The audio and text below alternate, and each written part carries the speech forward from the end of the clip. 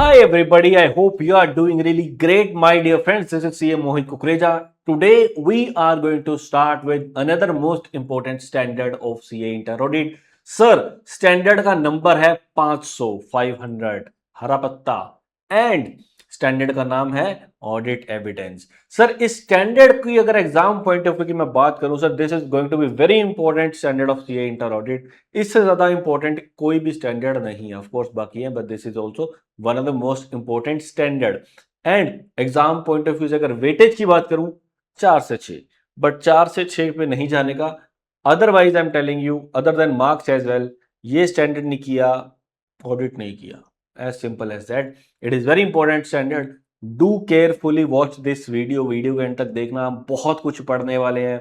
Audit evidence क्या होता है, ऑडिट एविडेंस कितने टाइप का होता है, हमने बहुत बार समझा कि sufficient and appropriate audit evidences auditor को कलेक्ट करने हैं. इस स्टैंडर्ड में हम समझेंगे आखिर कौन सा एविडेंस सफिशिएंट होगा, कौन सा स्टैंडर्ड अप्रोप्रिएट होगा, कब हम मान लेंगे कि ये audit evidence relevant and reliable है, किस किस टाइप से हम, किस किस टेक्निक से हम ऑडिट एविडेंसेस कलेक्ट कर सकते हैं, क्या क्या मेथड्स हैं ऑडिट एविडेंस कलेक्ट करने के.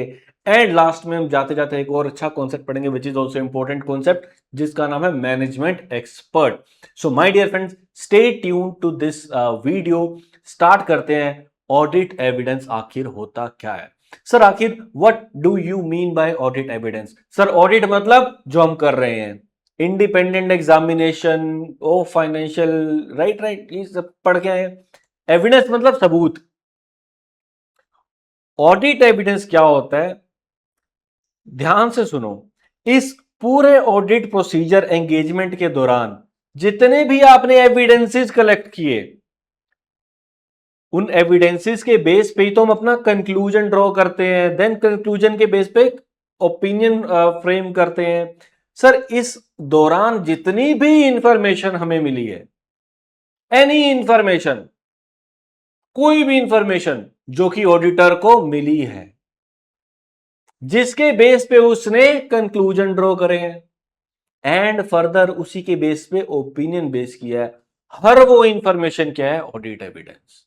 मतलब सर एनी इंफॉर्मेशन, क्या कहता है, any information used by the auditor, जो कि ऑडिटर ने क्या करी है, यूज. सर किस में, इन अराइविंग एट कंक्लूजन, जिसके बेस पे फर्दर आपका ऑडिटर का ओपिनियन जो है बेस करता है. Very simple. हर वो इंफॉर्मेशन जो कि ऑडिटर यूज कर रहा है in arriving at conclusion upon which auditors opinion is based is known as audit evidence. Sir flashback चाहिए, बड़ा प्यारा सा फ्लैशबैक. कहने को फ्लैशबैक है, बट आपका बहुत कुछ पिछला रिवाइज होने वाला है मात्र 3 से 4 मिनट में. अभी तक जो हम करके आए हैं, जो यूट्यूब पे बच्चे देख रहे हैं, हो सकता है उन्होंने, आई डोंट नो स्टैंडर्ड आपने कितने करे हुए हैं, बट अगर मैं बात करूं ऐसे 315 की, हम ऑलरेडी अपने रेगुलर बैच में कर चुके हैं 500 में आने से पहले. सर 315 बोलता है identification and assessment of रोमम through understanding entity environment and control. Sir auditor ने ये सब, देखो यार 315 ने बोला आपको आइडेंटिफाई करना है, असेस करना है क्या, रोमम. ऑडिटर को बताया कि तुझे ये कैसे चेक करना है, तुझे क्या करना है चेक, क्लाइंट की फाइनेंशियल रेपो. ये हमारे रेगुलर बैच में की हुई मेमोरी टेक्निक है कि आपको क्या क्या करते हैं at the time of identification and assessment of ROMM. Sir financial repo check करते हैं. सर हमने क्लाइंट की फाइनेंशियल रेपो चेक करी, अब इसको लिंक करो स्टैंडर्ड 500 से. फाइनेंशियल परफॉर्मेंस, फाइनेंशियल रेपो मतलब फाइनेंशियल वर्ड आ गया आपका यहां, ये फाइनेंशियल. आर से क्या था, रेगुलेटरीज, रेगुलेटर्स, लेजिस्लेशंस, ये सब आप चेक करोगे. ई से क्या था, एंटिटी के बारे में आप जानोगे, एंटिटी के प्रोडक्ट्स, सर्विसेज, राइट. पी से क्या था, पॉलिसीज, अकाउंटिंग पॉलिसी कौन सी एप्लीकेबल है एफआरएफ के हिसाब से, क्या वो एग्जीक्यूट कर रखी है, इंप्लीमेंटेड है, कहीं उसमें कोई चेंज तो नहीं है, कंसिस्टेंट है. अगर चेंज है, कंसिस्टेंट नहीं है, तो चेंज जैसे होना चाहिए था उसके सारे चेंजेस से रिलेटेड डिस्क्लोजर एड्रेस किए गए हैं. वो से क्या था, ऑब्जेक्टिव्स एंड स्ट्रेटेजीज. सर ये हमने 315 में पढ़ा. कुछ बच्चों को याद आ रहा होगा, कुछ को नहीं आ रहा होगा. फाइनेंशियल रेपो मेरे स्टूडेंट्स को 100% याद आ रहा होगा. पॉइंट इज कि क्या हमने फाइनेंशियल परफॉर्मेंस चेक करते हुए की पर रेशियोज चेक करे, वो सब बजट हमने देखे, बजट वर्सेस एक्चुअल देखा, क्या वो सारी इंफॉर्मेशन ये 500 में ऑडिट एविडेंस कहलाएगी। क्या वो एनी इंफॉर्मेशन है? हाँ सर, एनी इंफॉर्मेशन तो है वो। क्या उसको ऑडिटर ने कंक्लूड करते वक्त कंसीडर किया है? किया है सर। क्या उन्हीं कंक्लूजन्स के बेस पे तो ओपिनियन नहीं बना? बना है सर। तो क्या ये ऑडिट एविडेंस है? बिल्कुल है सर। रेगुलेटर्स, लेजिस्लेशंस, एंटिटी के प्रोडक्ट्स, सर्विसेज, एसेट्स, लाइबिलिटीज, क्या ये एंटिटी रिलेटेड जो इंफॉर्मेशन है क्या वो भी ऑडिट एविडेंस है? अरे बिल्कुल है ना यार। क्या policy related matters, accounting policy क्या कंसिस्टेंटली अप्लाइड है? सबसे पहले तो क्या वही अकाउंटिंग पॉलिसी एफआरएफ के हिसाब से एप्लीकेबल है? देन क्या वो इंप्लीमेंटेड है? देन कहीं उसमें चेंजेस तो नहीं है? देन कहीं अगर उसमें चेंजेस हैं तो क्या वो अप्रोप्रिएटली एड्रेस्ड है? क्या ये इंफॉर्मेशन भी ऑडिट एविडेंस है? बिल्कुल है। कंपनी के ऑब्जेक्टिव्स, उसके स्ट्रेटजीज, क्या वो भी ऑडिट एविडेंस है? बिल्कुल है। क्योंकि all this information is any information. Any information तो भाई इंफॉर्मेशन तो है, ऑडिटर को मिली है ऑडिट के दौरान, इसी के बेस पे ही वो अपने क्या बना रहा है? ओपिनियन। उसी देखो यार, सिंपल है बॉस। आप प्रोसीजर्स लगाते हो, आपको एविडेंसेस मिलते हैं, आप एविडेंस के बेस पे कंक्लूड करते हो, मल्टीपल कंक्लूजन आप एक डिफरेंट डिफरेंट एरिया से रिलेट कर लेते हो, एक कंसोलिडेट कर लेते हो, आप ओवरऑल फाइनेंशियल स्टेटमेंट्स पे अपना एक ओपिनियन बना सकते हो। तो वो हर इंफॉर्मेशन जो आपने कंसीडर करी है वो क्या है? Audit evidence. सर एक हमने 315 में पढ़ा था, कैसे ये सब आइडेंटिफाई एंड असेसिंग, जो फाइनेंशियल रेपो हमने चेक किया था, ये कैसे करेंगे? रैप करके। चार चीजें थी रैप में, ये यहां भी इस चैप्टर में भी आएंगी, इसीलिए ही लिखा है। Inquiry, inspection, observation, analytical procedure. खैर, हो गया। अब सर 320 में भी हमने कुछ पढ़ा था। क्या सर हमने जो मटीरियलिटी कैलकुलेट करी है, क्या वो 500 के अंदर हम बोल सकते हैं कि वो ऑडिट एविडेंस है? बिल्कुल है। क्योंकि इसी के बेस पे तो पूरा ऑडिट हो रहा है, इसी के बेस पे ही तो कंक्लूजन आ रहे हैं, इसी के बेस पे तो ओपिनियन हम दे रहे हैं। हम कोई 100% टेस्टिंग तो कर ही नहीं रहे, मटेरियलिटी की बेस पे तो सैंपल टेस्ट कर रहे हैं। तो क्या वो ऑडिट एविडेंस हो गया? हो गया। सर क्या ये ओवरऑल फाइनेंशियल स्टेटमेंट्स के लेवल की हो, परफॉर्मेंस मटेरियल, क्या ये भी है? बिल्कुल है। सर 330 में जो हमने कंट्रोल टेस्टिंग करी थी, बहुत सारे डॉक्यूमेंट्स मिले थे, क्या वो भी ऑडिट एविडेंस है? बिल्कुल है। Sir TOD, vouching, verification, analytical procedure, क्या सर ये सब की सब ऑडिट एविडेंस है? हाँ मेरे भाई, ये सब ऑडिट एविडेंस है। मतलब एनी इंफॉर्मेशन, मैं बहुत सिंपल शब्द में ना एक लाइन में भी इसको कंक्लूड कर सकता था। ये सब बकचोदी करने का मतलब ये है, एटलीस्ट तुम्हें ना ये तीनों में याद करवा दूं। तुम आगे दौड़ पीछे छोड़ वाला ट्रैक पे अगर हो तो तुम्हें दिमाग के ढक्कन के खोल के अंदर थोड़ा जाए कि तुम पीछे 3 स्टैंडर्ड में क्या पढ़ के आए हो। This is what we always do. चलिए सर, अब आगे बढ़ते हैं सर। इसके अलावा भी सर बहुत कुछ होता है। हम बहुत सारी डिस्कशंस करते हैं मैनेजमेंट के साथ, डिपार्टमेंट हेड्स के साथ, क्या वो भी ऑडिट एविडेंस है? बिल्कुल है। सर इन्वेंट्री से रिलेटेड जब हम फिजिकल वेरिफिकेशन कर रहे होते हैं, हम बहुत सारी फोटोज, पिक्चर्स, वीडियोस कलेक्ट करते हैं, क्या एविडेंस है? बिल्कुल है।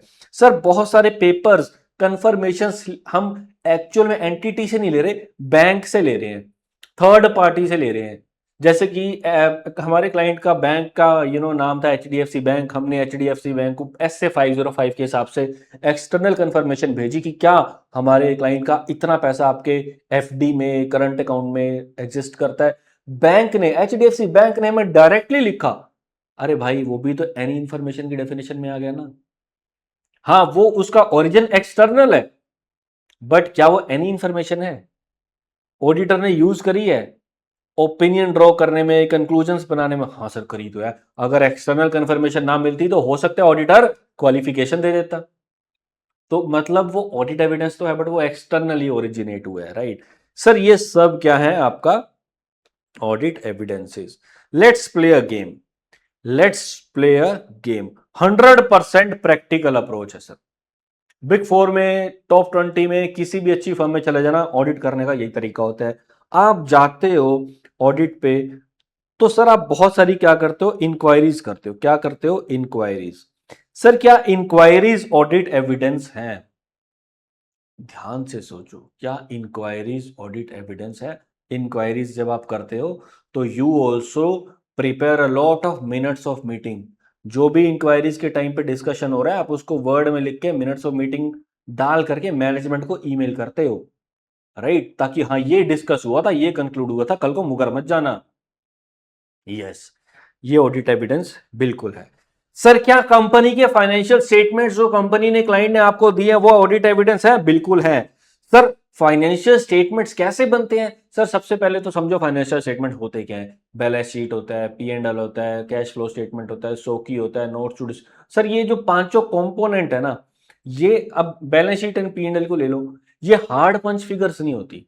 जब ये एक्सेल में लिखे जाते हैं इसको ऐसा नंबर टाइप नहीं किया जाता, ये ट्रायल बैलेंस से लिंक लिंक करे जाते हैं नंबर्स। ट्रायल बैलेंस के अंदर 1500 लेजर अकाउंट्स आ रहे हैं, 1500 2000 लेजर अकाउंट्स कहां जाके मर्ज हो रहे हैं? बैलेंस शीट एंड पीएल में। मतलब ट्रायल बैलेंस जो आपका है सर, क्या वो अपने आप में एक ऑडिट एविडेंस है? बिल्कुल। सर ट्रायल बैलेंस कैसे बनता है? बहुत सारे जब 1500 लेजर्स मिलते हैं, उन लेजर्स के बैलेंसेस कहां दिखते हैं? ट्रायल बैलेंस में। ये जो लेजर्स हैं सर, क्या ये भी ऑडिट एविडेंस है? बिल्कुल है। सर लेजर कैसे बनते हैं? जब हजारों एंट्रीज एक अकाउंट में पोस्ट होती हैं जीएल के अंदर, लेजर के अंदर, तो वो कैसे बनता है? लेजर। तो क्या सर ये एंट्रीज जो हैं, क्या ये भी ऑडिट एविडेंसेस हैं? अरे बिल्कुल है ना। अरे एंट्री कौन सा तुम्हारा भूत आगे पोस्ट कर रहा है? हर एक एंट्री से पहले क्या होता है? उसका सपोर्टिंग। आप किसी कंपनी में काम करने जाओगे, आप अकाउंटिंग फाइनेंस अकाउंट्स डिपार्टमेंट में काम कर रहे हो, आपको एक एंट्री पोस्ट करनी है, तो आप क्या मांगोगे? पहले एंट्री का बैकअप। उसने बोला सर ये रेंट बुक कर दो, आप बोलोगे भाई रेंट एग्रीमेंट तो दिखा, कितना रेंट है? उसने बोला सर ये 1500 रुपए खर्चा हुआ था, ऑफ साइड में गए थे घूमने, 1500 रुपए की एंट्री पोस्ट कर दो, बुक्स में रिकॉर्ड कर लो। आप 1500 का इनवॉइस तो दिखा, अकाउंटेंट बोलेगा। गाड़ी डैमेज हो गई थी सर, 15,000 रुपए लग गए, 15,000 रुपए का रिपेयर एंड मेंटेनेंस का खर्चा बुक कर दो। अरे 15,000 का बिल तो दिखा भाई, वो बिल। तो क्या वो सारी वर्किंग्स, क्या वो सारे कॉन्ट्रैक्ट्स, क्या वो सारे अग्रीमेंट्स, क्या वो इनवॉइसेस, क्या सर ये सब भी ऑडिट एविडेंस हैं? अरे हाँ मेरे प्यारे, ये सब भी ऑडिट एविडेंस हैं। सर एक बात बताओ, गेम अच्छी लग रही है। सर जो कैंटीन में स्नैक्स मिलते हैं ना सर, रिफाइंड में फ्राई होते हैं सर, वो देसी घी के होने चाहिए। हम सब पंजाबी आदमी, मतलब रिफाइंड फाइंड खाया नहीं जाता। सर ये भी तो ऑडिट के दौरान हमने 3 महीने बैठ के ऑडिट किया, 3 महीने हम कैफेटेरिया में बैठे, 3 महीने हमने चाय पानी खाना पीना खाया, उसके अंदर हमारी ऑब्जर्वेशन है कि घी जो है अच्छा नहीं है, रिफाइंड है। क्या ये भी तो एक इंफॉर्मेशन नहीं है? बिल्कुल है। क्या ये भी ऑडिट के दौरान नहीं मिली? बिल्कुल मिली। अब एक भाई मेरे, क्या इसको तूने कंक्लूजन के टाइम पे, ओपिनियन के टाइम पे इसको कंसीडर किया है? अगर उसके अंदर देसी घी होता तो तेरा ओपिनियन थोड़ी चेंज हो जाता। एनी इंफॉर्मेशन का ये नहीं मतलब कि एनी ही इंफॉर्मेशन, इसका मेरे मेरे कंक्लूजन से ओपिनियन से कोई लेना देना नहीं है। तो sir this is not an audit evidence. Sir एक बात बताओ, अब ये जो सिक्योरिटी गार्ड है ना सर, सिक्योरिटी गार्ड, इसका बेचारे का डिवोर्स हो गया सर, इसका बेचारे का डिवोर्स हो गया। बहुत दुख हुआ मैं। बड़ा जबरदस्त आदमी था सर, जाते थे बड़े इज्जत से बात करता था, एंट्रीज करवाता था, आई कार्ड देता था, अंदर जाते थे, बाहर आते फिर गुड इवनिंग सर बोलता था।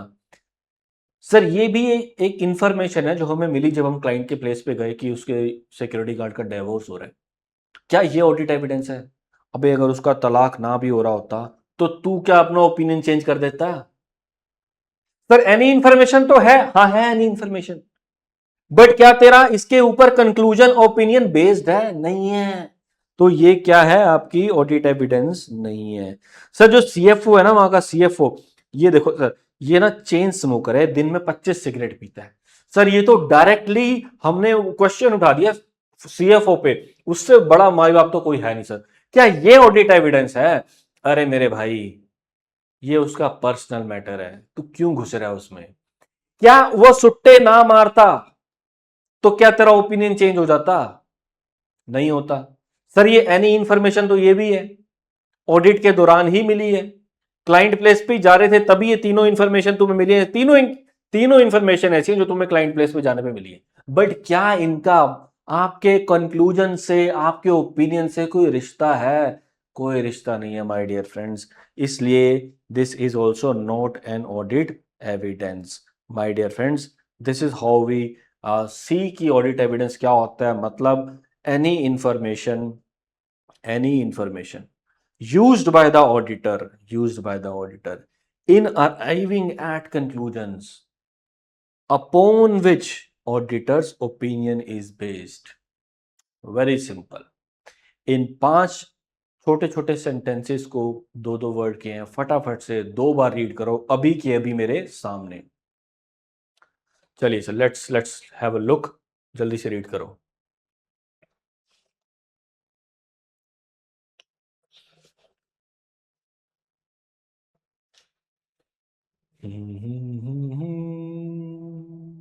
दो बार करना है।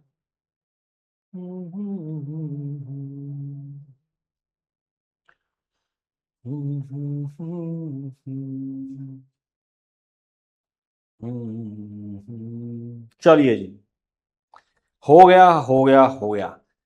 अब ऑडिट एविडेंस को ना सर इतनी सारी क्योंकि इंफॉर्मेशन है, इंक्वायरीज और financial supportings, trial balance, ledgers, entries, ऐसे ऐसे करते करते तो इनको ना बाइफरकेट करते हैं, नेचर पे इसको बांटते हैं और सोर्स पे बांटते हैं। मतलब ऑडिट एविडेंस को हमने नेचर के बेस पे देखा जाए तो या तो ये ओरल होगा या ये रिटन होगा। रिटन मतलब कहीं लिखा नहीं हुआ, डॉक्यूमेंट बोलेंगे। Written is nothing, written is the casual word for us auditors. Document is a word, या तो वो डॉक्यूमेंट्री होगा या ओरल होगा। अभी ओरल का वाइस वर्सा ना जनरली रिटन समझता है एग्जाम में जाके, तो रिटन मत लिखना, डॉक्यूमेंट वर्ड यूज करना, this is the right word. Sir video, picture, visual हो सकता है।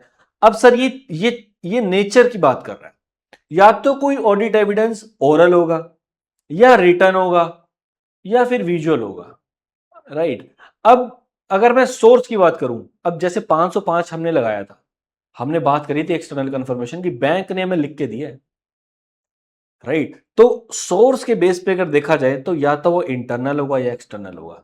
हर इंफॉर्मेशन 99% तो हमें कहां से मिलेगी? इंटरनल से, हमें अंदर से ही, क्लाइंट से ही मिलेगी।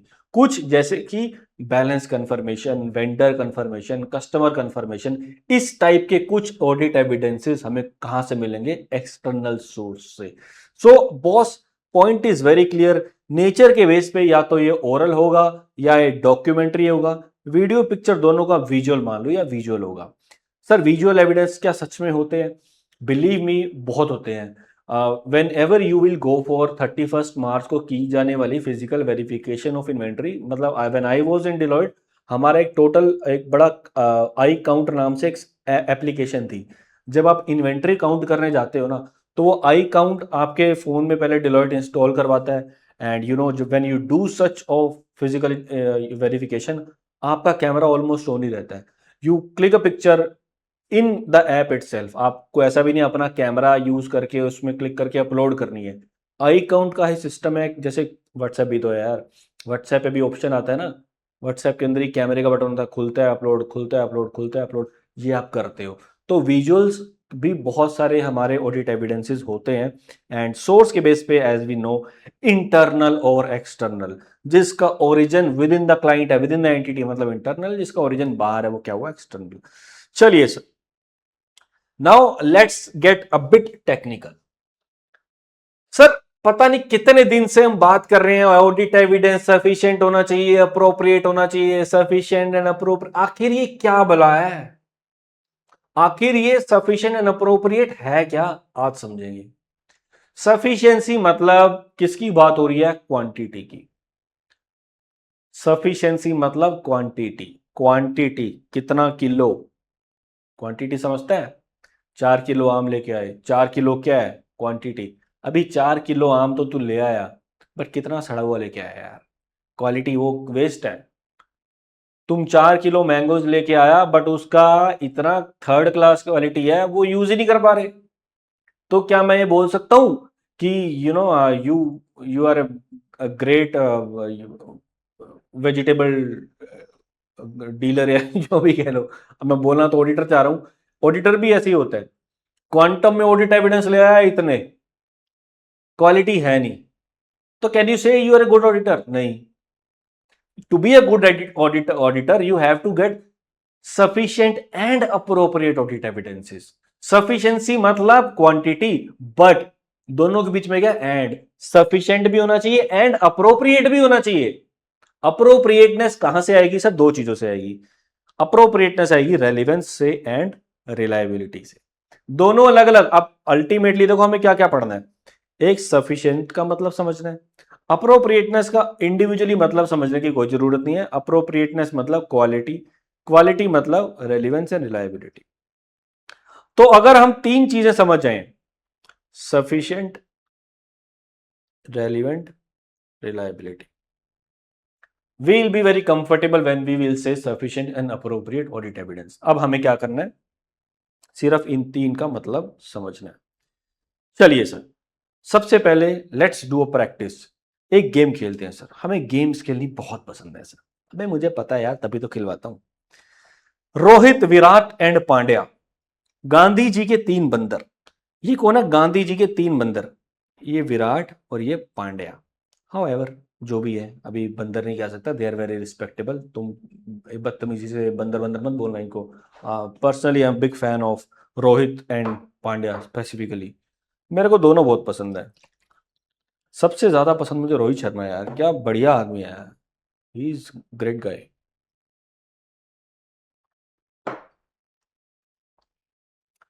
तीनों गए ऑडिट पे, तीनों आर्टिकल थे, तीनों ऑडिट करने गए। ऑडिट करके आ रहे हैं वापस, एविडेंसेस कलेक्ट करके, एविडेंसेस के बेस पे कंक्लूजन, ओपिनियन सब ऑलमोस्ट ड्रॉ करके आ चुके हैं। अब बैठ के डिस्कशन हो रही है किसने कितना अच्छा काम किया। सबसे अच्छा काम किसने किया? रोहित ने। सर क्योंकि वो बहुत सारे ऑडिट एविडेंसेस लेके आया, बहुत सारे मतलब सर ये 1500 नंबर ऑफ फाइल्स, ये तो 1500 फाइल्स एविडेंस ही एविडेंस लेके आया। सर विराट लाया 1200 फाइल्स, बहुत सारे एविडेंस। सर पांड्या थोड़े कम लाया, 800 फाइल्स ओनली। तो सर हम अगर number of files, documents, evidences देखें, तो क्वांटिटी में सबसे ज्यादा ऑडिट एविडेंस कौन लाया? रोहित। लेकिन सर अब प्रॉब्लम क्या है, हम आगे घुसे तो हमने क्या देखा, इन तीनों ने ना क्या, लीगल एंड प्रोफेशनल का ऑडिट किया था, एक्सपेंस का, रेंट एक्सपेंस मिला था इनको और स्टाफ वेलफेयर मिला था। तो सर इनको अल्टीमेटली ना तीन एरियाज मिले थे जिनका इनको ऑडिट करने को भेजा गया था। अब सबसे ज्यादा हाई रिस्क किस में था? लीगल एंड प्रोफेशनल में सम। ये सर लीगल एंड प्रोफेशनल। तो मैंने रोहित से पूछा, मैंने कहा यार रोहित, विराट एंड पांड्या, तुम तीनों ने अपने अपने हिसाब से ऑडिट किया, तुम मुझे ये बताओ सबसे ज्यादा अमाउंट किसका था? सर सबसे ज्यादा खर्चा था लीगल एंड प्रोफेशनल का। लास्ट ईयर से चेंज किस में ज्यादा था? सर लीगल एंड प्रोफेशनल में। सर कितना चेंज था? सर लास्ट ईयर के मुकाबले 10 टाइम्स था। सर रेंट, बोला सर रेंट में ज्यादा नहीं था सर, सिर्फ 2 टाइम्स था। पहले इनकी 2 बिल्डिंग होती थी, अब इनकी 4 बिल्डिंग है। तो मतलब 2 4 जो भी कह लो, 2 टाइम्स कह लो। तो मैंने बोला यार स्टाफ वेलफेयर का क्या स्टेटस है? सर स्टाफ वेलफेयर ना ऐसे ऐसे ऐसे ऐसे चलता रहता है। पिछले साल भी वही 50,000 का खर्चा, इस साल भी वही 50-60,000 का खर्चा। लीगल एंड प्रोफेशनल था सर 50 लाख। सर रेंट कितना था? 10 लाख। तो मैंने कहा यार रोहित, विराट, पांड्या, यार तुम मेरी बात सुनो। तुम खुद बोल रहे हो कि लीगल एंड प्रोफेशनल एक्सपेंस कितना है? 50 लाख, मतलब सबसे ज्यादा मटेरियल अमाउंट है यार, और लास्ट ईयर से 10 गुना ज्यादा है। इसका मतलब ये तो क्या हो गया, हाई रिस्क। अबे ये तो बहुत हाई रिस्क है। तो मैंने कहा रोहित तू अपने एविडेंस ये एलएनपी से रिलेटेड लाया। नहीं सर मैं तो नहीं लाया, मैं तो सर ये 50,000 से रिलेटेड ज्यादा लाया हूं। ये जो है ना स्टाफ वेलफेयर, 50,000 का ही खर्चा था सर ये। मैंने कहा छोड़ो यार क्या पंगे में पड़ना। मैंने क्या किया सर, उनका एक वेंडर है नीचे हल्दीराम, वो रोज शाम को बैठ के चाय समोसा खाते हैं। अब सर उसका बिल थे, मैं 1500 रोज के 5-5 6-6 बिल होते थे सर। मैंने वही किया, बीकानेर हल्दीराम के सारे डंप उठाया, पूरी फाइल में लेके उठा के ले आया सर। अबे तू बहुत बड़ा अच्छा काम कराया, ये तू क्या करके आया? ऐसा इमटेरियल खर्चा जिसमें कोई खास रिस्क नहीं है, 50,000 का टोटल खर्चा है, मतलब मटेरियलिटी बहुत कम है, रिस्क बहुत कम है। हाँ पॉपुलेशन बहुत ह्यूज है, पॉपुलेशन बहुत ह्यूज है सर। तो क्या तू 1500 ये सारे के सारे इससे रिलेटेड ले आया? अबे तेरे को क्या पागल कुत्ते ने काटा था? तू सारे डॉक्यूमेंट्स इससे रिलेटेड क्यों लेके आया है? सबसे पहले वो एरिया देखना जहां रिस्क ऑफ मटेरियल मिसस्टेटमेंट बहुत ज्यादा है। सबसे पहले वो एरिया देख जहां पे मटीरियलिटी बहुत ज्यादा है। तो तू 1500 कागज टोटल वेस्ट कराया, हालांकि तू सफिशिएंसी में सबसे आगे है नंबर, बट किसी काम के नहीं है तेरे ऑडिट एविडेंसेस। ऐसे फाइलें इकट्ठे करने से कुछ नहीं होता मेरे भाई। विराट की बात आई, विराट की बात आई। पर विराट भाई तू बता क्या करके आया है? सर मैं क्या करके आया हूं, मैं आपको सही से बताऊं। मैंने ना यही देखा कि इसमें मटीरियलिटी बहुत ज़्यादा है, रिस्क बहुत ज़्यादा है और पॉपुलेशन बहुत कम है। तो मैं ऑफ कोर्स सबसे ज़्यादा मैं किसके लेके आया हूँ? लीगल एंड प्रोफेशनल एक्सपेंसेस के। उसके बाद सर रेंट के भी मैं लेके आया हूँ। स्टाफ वेलफेयर सर बहुत छोटा था और तो मैं इसके 0 लेके आया हूँ। अबे तू 0 ही ले आया? अबे थोड़ा बहुत तो ले आता, 2-4 तो ले आता। सर क्यों सर? क्या सफिशिएंसी मतलब रिस्क लीगल एंड प्रोफेशनल में ज्यादा है और मॉडरेट लेवल का रिस्क इसमें रेंट में है? सर स्टाफ वेलफेयर में तो लो है। अबे लो है तो कम ले आता मेरे भाई। इसके 10 लिए थे, इसके 8 लिए थे, इसके 2 तो ले आता, 2 डॉक्यूमेंट तो ले आता। वो 2 भी नहीं लेके आया। पांड्या, पांड्या बोला सर देखो मैं, सही कह रहे हो आप, मैं 10 इसके लेके आया हूं, 8 इसके लेके आया हूं, 3 इसके लेके आया हूं। This is the right, this approach is right. पढ़ते हैं आगे कि सफिशिएंसी ऑफ ऑडिट एविडेंस कैसे डिफाइन होती है और किन फैक्टर्स पे डिपेंड करती है sufficiency. Sir sufficient audit evidence होने के लिए आपको सफिशिएंसी मेजर करने के लिए 3 फैक्टर बताए गए हैं। एमआरपी, एमआरपी होता है ना मैक्सिमम मिनिमम रिटेल प्राइस, बस वही। बट यहां डेफिनेशन फुल फॉर्म थोड़ी अलग है। सर एम से बोलो मटीरियलिटी, मेरे साथ साथ बोलो, एम से बोलो मटीरियलिटी। जो साथ बोलेगा वही पास होगा। एम से बोलो,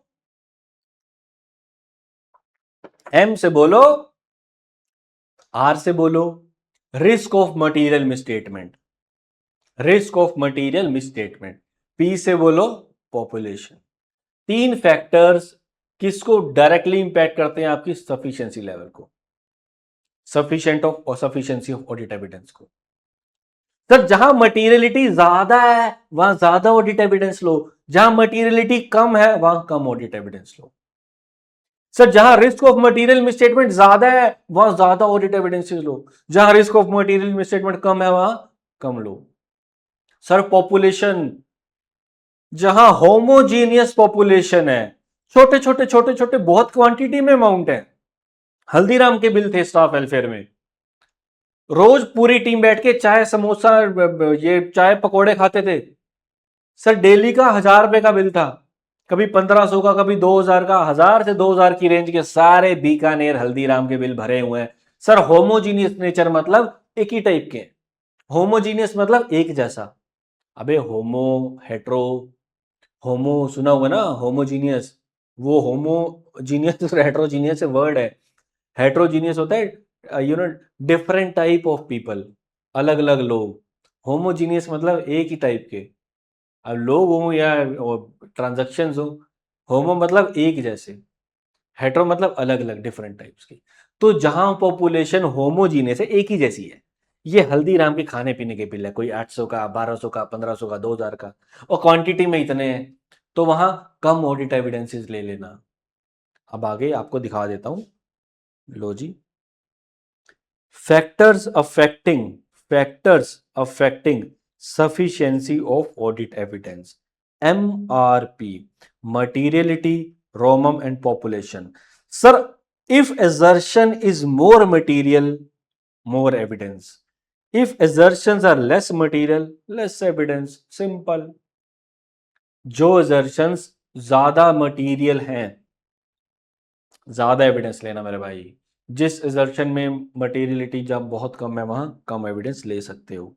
if रोमम, risk of material misstatement, जहां रोमम ज्यादा है ज्यादा एविडेंस, जहां रोमम कम है कम ऑडिट एविडेंस। वेरी सिंपल यार, अब तो बच्चों वाला कॉन्सेप्ट है। Population, small plus homogeneous.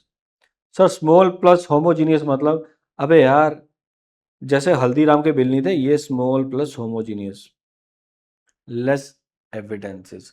Large plus heterogeneous, जैसे legal and professional. Sir large amount है, अलग अलग ही है।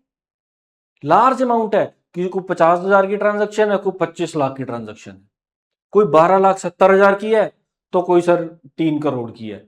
हेट्रोजीनियस, अलग अलग ट्रांजैक्शन की टाइप है सर, बड़े बड़े अमाउंट है। क्या है सर? मोर एविडेंसेस लेने का। तो मतलब ऑडिट एविडेंस क्या होता है? Any information used by the auditor based upon which, जिसपे वो कंक्लूजन ड्रॉ करता है और फिर ओपिनियन बनाता है, वो क्या होता है? Audit evidence. नेचर और सोर्स, दो टाइप्स में इसको बाइफरकेट किया है। नेचर के हिसाब से देखा जाए तो क्या होता है सर? ओरल भी हो सकता है, डॉक्यूमेंट्री भी हो सकता है, विजुअल भी हो सकता है। सोर्स के बेस पे क्या हो सकता है सर? या इंटरनल या एक्सटर्नल। सर हमने कहानी पढ़ पढ़ के थक गए थे, first chapter, second chapter, third chapter, finally चौथे चैप्टर में आए हम। इतनी बार हमने पढ़ा कि sufficient and appropriate audit evidence, sufficient and appropriate audit evidence. आज हमें पता लगा सफिशिएंसी मतलब क्वांटिटी, अप्रोप्रिएटनेस मतलब क्वालिटी, सफिशिएंसी मतलब क्वांटिटी।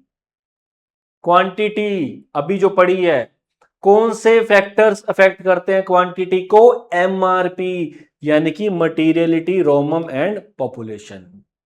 मटीरियलिटी ज्यादा है तो ज्यादा एविडेंस लेना, तभी जाके सफिशिएंट होंगे। अगर कम ले लिए तो इनसफिशिएंट ऑडिट एविडेंसेस हो जाएंगे तुम्हारे, राइट। रोमम, जहां रोमम ज्यादा है, ज्यादा ऑडिट एविडेंसेस लो, तभी सफिशिएंट होंगे, अदरवाइज इनसफिशिएंट हो जाएंगे। सर पॉपुलेशन, छोटे छोटे छोटे छोटे स्मॉल स्मॉल अमाउंट है, एक ही जैसे अमाउंट है, कम एविडेंस ले ले चलेगा। लार्ज अमाउंट है, हेट्रोजीनियस पॉपुलेशन है, बहुत सारे एविडेंस ले मेरे भाई, तभी जाके वो सफिशिएंट की कैटेगरी में आएंगे, नहीं तो इनसफिशिएंट हो जाएंगे। सफिशिएंसी क्लियर है? Am I clear? I hope am I clear, I hope I am clear. चलिए सर, अब सर ये जो पॉइंट है ना सफिशिएंसी वाला, ये हो गया सर।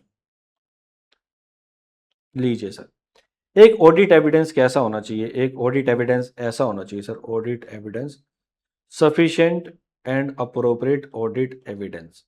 सर सफिशिएंसी जो है ये हम समझ चुके, एमआरपी है इसमें और कुछ नहीं है। ऑडिट एविडेंस हम समझ चुके, any information used by the auditor in deriving it's conclusion upon which is opinion is based. Simple, ये क्या होगा सर? Audit evidence. सफिशिएंसी हम समझ गए, एमआरपी। बात करते हैं अप्रोप्रिएटनेस की। किसकी करते हैं? अप्रोप्रिएटनेस की। अप्रोप्रिएटनेस मतलब reliability and relevance. Reliability and relevance. अगर आपका ऑडिट एविडेंस रिलायबल है तो वो अप्रोप्रिएट है। अगर आपका ऑडिट एविडेंस रिलायबल ही नहीं है तो मतलब वो अप्रोप्रिएट नहीं है। रिलायबल मतलब विश्वसनीय। सर कैसे डिसाइड होता है कौन सा एविडेंस रिलायबल है, कौन सा एविडेंस नॉट रिलायबल है? बुक से भी पढ़ाऊंगा, टेंशन ना लो।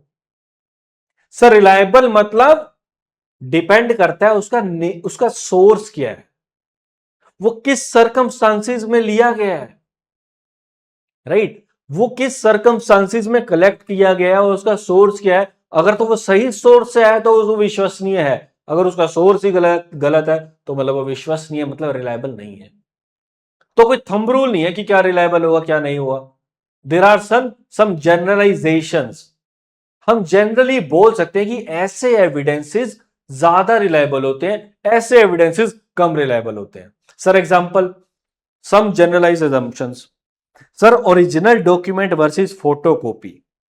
सर जनरलाइजेशन है ये, ऐसा नहीं है फोटोकॉपी हमेशा रिलायबल नहीं होगा, कभी कभी फोटोकॉपी भी रिलायबल हो सकता है, but this is general assumptions कि यार ऑफ कोर्स ओरिजिनल ही तो ज्यादा होगा ना यार रिलायबल, फोटोकॉपी कम होगा। Sir document versus oral. Sir of course document shall be more reliable, ऐसा नहीं है ओरल नहीं होगा। ओरल आपकी डिस्कशंस हुई, आपको बहुत कुछ अच्छा ऐसा जानने को मिला जिससे आपका ओपिनियन ही पूरा चेंज हो गया। बट जनरलाइज करके देखो, जनरल एजम्पशन क्या है कि सर डॉक्यूमेंटेड ही क्या होगा more reliable. Direct versus indirect. Sir एक था कि क्लाइंट हमें बता रहा था कि एफडी में मेरे 50 लाख रुपए पड़े हैं, क्लाइंट ने दे दी थी मुझे एफडी की डिटेल। एक हमें बैंक ने डायरेक्टली बताया, indirect, sorry direct,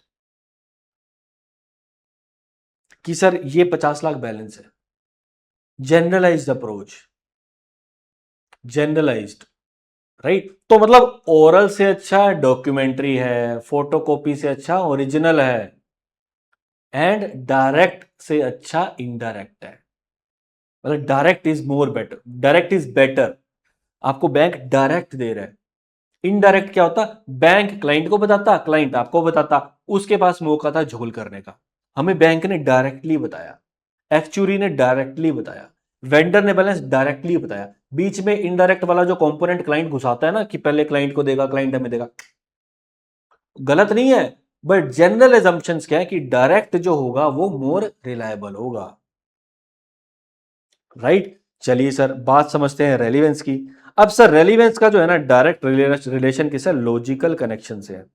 logical connection मतलब कि सर मेरा ऑडिट एविडेंस जो मैं कलेक्ट कर रहा हूं, आखिर मेरा पर्पस क्या है, मेरे पर्पस पे डिपेंड करेगा, पर्पस पे वो रेलिवेंट ऑडिट एविडेंस है या नहीं है। सर ये आप जो बातें कर रहे हो ना, प्लीज एक एग्जांपल से समझा दो। लो जी, सिनेरियो 1, सिनेरियो 2। कहानी क्या है सर? कहानी ये है, क्लाइंट की बुक्स में आ रहा है अकाउंट्स पेबल 50 लाख रुपए का। सिनेरियो 1 में भी यही है, सिनेरियो 2 में भी यही है, एक ही क्लाइंट है। सर मुझे ऑडिटर को, एज ऑडिटर मुझे लग रहा है कि यार ये 50 लाख जो है ना बहुत ज्यादा है। ये 50 लाख, ये कहानी ध्यान से सुनना, बहुत सारे स्टडी मेट के एग्जांपल हैं, मेरे बनाए हुए नहीं है बॉस, ये स्टडी मेट के एग्जांपल हैं, एग्जैक्ट छपेंगे एग्जाम के अंदर।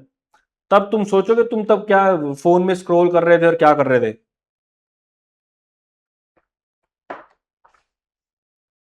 मतलब क्लाइंट की बुक्स में क्या आ रहा है? 50 लाख रुपए पेबल। ऑडिटर को इतना ऑडिट कर लिया, उसकी एक एक्सपेक्टेशन डेवलप होगी कि यार ये 50 लाख नंबर तो नहीं होना चाहिए, ये क्लाइंट कुछ झोल कर रहा है, ये 25 लाख होना चाहिए यार। क्लाइंट की एक्सपेक्टेशन क्या है? 25 लाख। वो क्लाइंट कह रहा है 25, 30, 32, इससे ज्यादा नहीं हो सकता यार, 32 लाख, 25 लाख मैक्स। तो ऑडिटर जो ऑडिट प्रोसीजर लगाते हैं, वो क्या करता है? टेस्ट करता है, testing of complete list of 50 lakh. ये 50 के आ गया, it is not K, it is 50 lakh, to check fake और बोगस ट्रांजैक्शंस। मतलब 50 लाख पैसा क्लाइंट कह रहा है कि मैंने बाजार का अपने वेंडर्स का देना है। ऑडिटर को लग रहा है यार परचेजेस को देख के यार कंफर्ट नहीं आ रहा, मुझे लग रहा है 25, 30 लाख, 32 लाख के आसपास होना चाहिए। तो मतलब 50 लाख क्या? Over stated. ऑडिटर क्या करता है? ऑडिटर ऑडिट प्रोसीजर लगाता है, 50 लाख का जो ब्रेकअप है उसको डिटेल में चेक करता है। किस लिए? टू आइडेंटिफाई फेक और बोगस ट्रांजैक्शंस। उसको लग रहा है कि 15-20 लाख की ना बोगस ट्रांजैक्शंस हैं, वो निकाल लेगा, उसको ऑडिट एविडेंसेस मिल जाएंगे, देन उसका कंक्लूजन हो जाएगा। और अगर क्लाइंट मानता है तो ठीक है, अगर क्लाइंट फिर भी 50 की 50 दिखाता है तो ओपिनियन को मॉडिफाई करेगा। तो क्या उसका ओवर स्टेटेड अमाउंट को चेक करने के लिए जो वो प्रोसीजर लगा रहा है, जिसमें वो चेक कर रहा है complete list of 50 lakh to check bogus और फेक ट्रांजैक्शंस, क्या ये ऑडिट प्रोसीजर सही है? अरे बिल्कुल सही है यार, यही तो तरीका है ना यार, यही तो तरीका है, और कोई तरीका नहीं है। क्लाइंट कह रहा है कि यार मैंने 50 लाख रुपए देने हैं, अब हमें लग रहा है 30 देने हैं, 20 देने हैं, 25 देने हैं, तो हम क्या करेंगे? 50 की 50 लाख की एक एक ट्रांजेक्शन को चेक कर लेंगे, आइडेंटिफाई करने के लिए इसमें से फेक कौन सी है, बोगस कौन सी है। But let's come to scenario 2। Sir अब क्या है ना, सिनेरियो 2 भी केस वही है सर, फैक्ट्स फैक्ट्स हमने नहीं बदले। फैक्ट्स क्या है? फैक्ट्स सर अभी भी यही है, क्लाइंट के बुक्स में 50 लाख पेबल है। बट हमारी एक्सपेक्टेशन ऐसी है कि यार ये क्लाइंट ना झूठ बोल रहा है, ये 50 लाख बहुत कम दिखा रहा है, इसकी एक्चुअल में पेबल कितनी होनी चाहिए? 75-80 लाख के अराउंड होनी चाहिए, 75-80 लाख, या 65-70, मतलब 70 से कम तो सर नहीं हो सकती। ये 50 लाख ना हमें बहुत कम लग रहा है, हमें पता नहीं एग्जैक्टली कितनी होगी सही वैल्यू, बट 50 नहीं हो सकती। इसमें झोल है सर। ऑडिटर का प्रोफेशनल स्केप्टिसिज्म जग गया। अब जग गया तो क्या करेगा, प्रोसीजर लगाएगा। कौन से? एडिशनल ऑडिट प्रोसीजर्स लगाएगा। उसने फिर क्या किया, उसने क्या किया, टेस्टिंग जो उसने यहां किया था ना, सेम यहां, ये यहां भी उसने testing of complete list of 50 lakhs to check fake और bogus transactions. I am so sorry, ये 50 लाख नहीं है, 50 लाख है, सॉरी 50,000 नहीं है। वो फिर से कंप्लीट लिस्ट को उठा के बैठ गया, same audit procedure. Under statement के लिए जो ओवर स्टेटमेंट के लिए, दोनों के लिए सेम ऑडिट प्रोसीजर कर रहा है मेरा ऑडिटर भाई। अभी अब जो आप, जो मेरे ये देख रहे हैं जो वीडियो, सबसे स्मार्टेस्ट चार्टर्ड अकाउंटेंट्स, इनसे क्वेश्चन मेरा ये है कि मेरे दोस्त मुझे ये बताओ, क्या ये आदमी सही काम कर रहा है या गलत काम कर रहा है? ध्यान से सोचो, ध्यान से सोचो, बिल्कुल ध्यान से, ध्यान से। लग रहा है उसको 75 लाख होगा, बैठ के चेक क्या कर रहा है, 50 लाख की वर्किंग, 50 लाख का ब्रेकअप। अबे झंडू आदमी यार, तू क्या चाहता है? तेरा पर्पस क्या है? सर मेरा पर्पस है, अंडर स्टेटमेंट लग रहा है मुझे, मतलब ये अमाउंट ज्यादा है, अंडर स्टेटेड है, मुझे लग रहा है कि इसके अलावा बहुत सारी ट्रांजेक्शन ऐसी हैं जो इसमें आ नहीं रही। अबे ऐसा लग रहा है तो तू ये लिस्ट क्यों देख रहा है? अरे ये तो ये ओवर स्टेटमेंट में देखा था ना तूने, ये तो तुझे तब लग रहा था कि लिस्ट में गड़बड़ी है, जब तुझे लग रहा था लिस्ट में कुछ ट्रांजेक्शन ऐसी हैं जो फेक है, बोगस है। अबे यहां तो वो सिनेरियो नहीं है, तुझे तो लग रहा है 75 लाख है। तुझे तो ऐसा लग रहा है कि कुछ आइटम्स ऐसी हैं जो इस लिस्ट में, 50 लाख की लिस्ट में है ही नहीं। तुझे वो आइटम्स कहां से मिलेगी मेरे भाई? तुझे वो आइटम्स यहां से मिलेंगी। तू चेक कर, कहीं कोई अनपेड इनवॉइसेस तो नहीं है। अबे तुझे यही तो चेक करना है ना, तुझे नंबर बढ़ाना है ना, 50 से ज्यादा करना है, तो 50 तो तू एक्सेप्ट कर ही ले, एडिशनल देखना कहां मिलेगी। कुछ ऐसे इनवॉइसेस होंगे जो पे नहीं करे होंगे। तू अनपेड इनवॉइसेस चेक कर, लेकिन वो अनपेड होते हुए भी लिस्ट में नहीं आ रहे। तो अगर अनपेड है तो वो लिस्ट में आने चाहिए। हो सकता है 5-7 लाख के तुझे ऐसे इनवॉइसेस मिले जिनके अगेंस्ट वेंडर की पेमेंट नहीं हुई, तो वो तेरे लिस्ट में आ जाएंगे। तू सब्सिक्वेंट डिसबर्समेंट्स चेक कर, यानी कि 31 मार्च के बाद अप्रैल मई जून में क्या क्या पेमेंट करी है। हो सकता है वो पेमेंट ऐसी हो जो 31 मार्च को ड्यू हो, वो एक्चुअल में अकाउंट पेबल में आनी चाहिए थी, बट नहीं आ रही। उससे तेरा नंबर बढ़ेगा, तू 75 लाख के अपनी एक्सपेक्टेशन के और करीब जाएगा। तू चेक कर वेंडर लेजर बैलेंसेस, क्या पता उसमें तुझे कोई एविडेंस मिले। किसी वेंडर से 40 लाख लेना था, उसने 20 दिखा रखा है, तो तुझे सीधा 20 लाख प्लस हो जाएगा, यानी कि 75 के और करीब चला जाएगा। यानी कि मेरा रेलिवेंस का, रेलिवेंट ऑडिट एविडेंस का किससे डायरेक्ट लॉजिकल कनेक्शन किससे होता है? डायरेक्शन ऑफ टेस्टिंग से। आखिर मैं करना क्या चाहता हूं, मेरी डायरेक्शन का, मेरा ऑडिट प्रोसीजर लगाने का पर्पस क्या है? अगर मेरी पर्पस की डायरेक्शन में ही मेरी ऑडिट प्रोसीजर की टेस्टिंग कर रहा हूं, मैं ऑडिट प्रोसीजर इंप्लीमेंट कर रहा हूं, तब तो वो रेलिवेंट है। मैं चाहता कुछ हूं, कर कुछ रहा हूं, भाई not relevant, I am so sorry, ऐसे तो नहीं हो पाएगा। चलिए सर, तो मतलब whether account payable, oh sorry, whether whether audit procedures are right और नॉट, और वेदर ऑडिट एविडेंस रेलिवेंट, और ये आपको समझा ही दिया, अब इसमें क्या ही करेंगे। ये आ, फिर भी आपको कर देता हूँ। ये यहाँ रेलिवेंट है, यहाँ रेलिवेंट नहीं है। Whether audit evidence is relevant, यहाँ नहीं है। क्या ऑडिट प्रोसीजर ये जो आपने लगाया, क्या ये ऑडिट, फिर से बता देता हूँ यार, क्या ये यहाँ लगाया हुआ ऑडिट प्रोसीजर सिनेरियो 1 में, जहाँ आपको ओवर स्टेटमेंट चेक करनी है, ओवर स्टेटमेंट, क्या ये ऑडिट प्रोसीजर, एपी मतलब ऑडिट प्रोसीजर, क्या ये राइट है? यहाँ के लिए राइट है। Same audit procedure under statement के लिए गलत है सर। क्या है? गलत है, राइट। एंड क्या ऑडिट एविडेंस रेलिवेंट है अंडर स्टेटमेंट के लिए? सर ये रेलिवेंट है, I am not sure pencil को क्या हुआ है, but let's see. I hope you understood. Now, my dear friends, let's move and let's see, let's have a look what's there in your book. अभी मैं आपको पढ़वाऊंगा एक एक कॉन्सेप्ट बुक से। ऑडिट की ऑडिट एविडेंस की डेफिनेशन, उसके types based on nature, based on source, then sufficiency, then appropriateness, then reliability and relevance, everything we will see from the book. चलिए sir, let's move to the book. Open your notes. चलिए sir, let's have a look. Meaning and definition of audit evidence. Let's pick this highlighter, yellow color. चलिए sir, audit evidence may be defined as information used by the auditor in arriving at the conclusion on which auditor opinion is based. It includes both information in accounting records and other information. And accounting records की information is nothing but ये जो आप entries करते हो, ledgers हो गए आपके, उसके बाद सपोर्टिंग डॉक्यूमेंट्स हो गए, इनवॉइसेस हो गए, कॉन्ट्रैक्ट्स हो गए. This is all what we called as accounting records, right. And other information आपको you can say minutes of meeting, जो आप इंक्वायरीज करते हो उस टाइम पे जो आपको मिनट्स बनाते हो, वो क्या होती है? Other information. Written confirmation, external confirmation, right, customers vendor से. Then manual, a combination of test of accounting records and other information. And ये दो बार आ रहा है, इसको काट देना एक बार, मैं कटवा ही देता हूं boss. is generally used by the auditor to support his opinion on financial statement. And इस entire SA 500 में auditor का basically objective क्या है? To obtain SAAE. The objective of the auditor is to design and perform audit procedure in such a way as to enable the auditor to obtain SAAE. Sir, to be enable auditor to draw reasonable conclusion on which to base the opinion. Sir वही बातें जो हम 50 बार सुन के बोल के आ रहे हैं, those are the same things written again and again.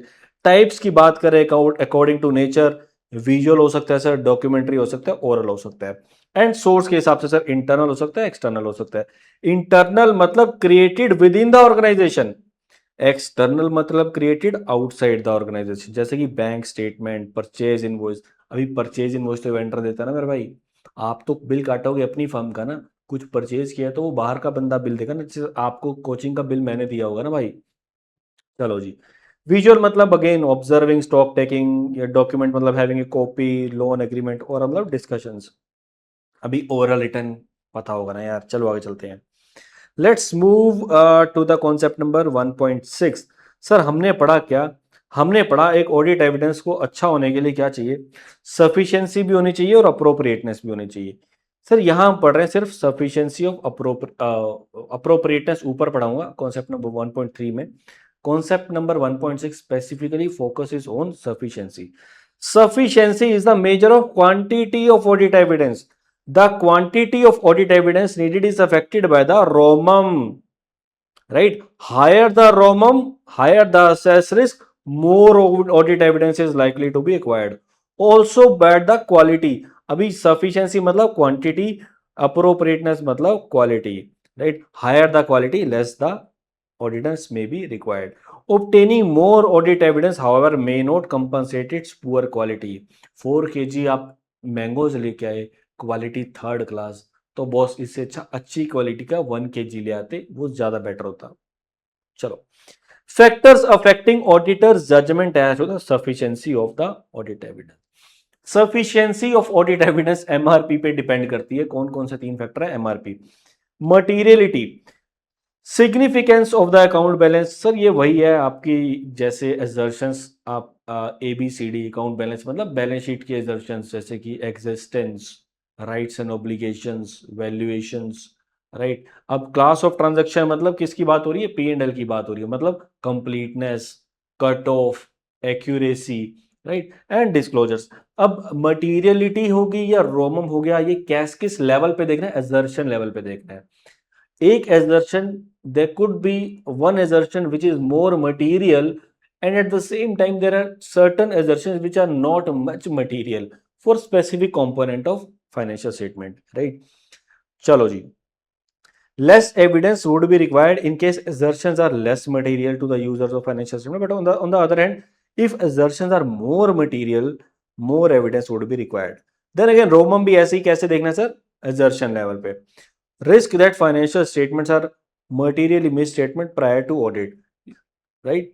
Less evidence would be required in case assertions that have a lower risk. अभी ये रोमम क्या होता है तुम्हें पता है ना यार, रोमम मैं बताऊंगा भाई, तीसरे चैप्टर में रट रट के आ रहे हैं, I R C R D R, I R और सी आर को मल्टीप्लाई कर दो, क्या बन गया, रोमम। वही बोल रहे, defined as the risk that financial statements are materially misstated prior to audit, मतलब आई आर सी आर मिलके क्या बना, रोमम, राइट।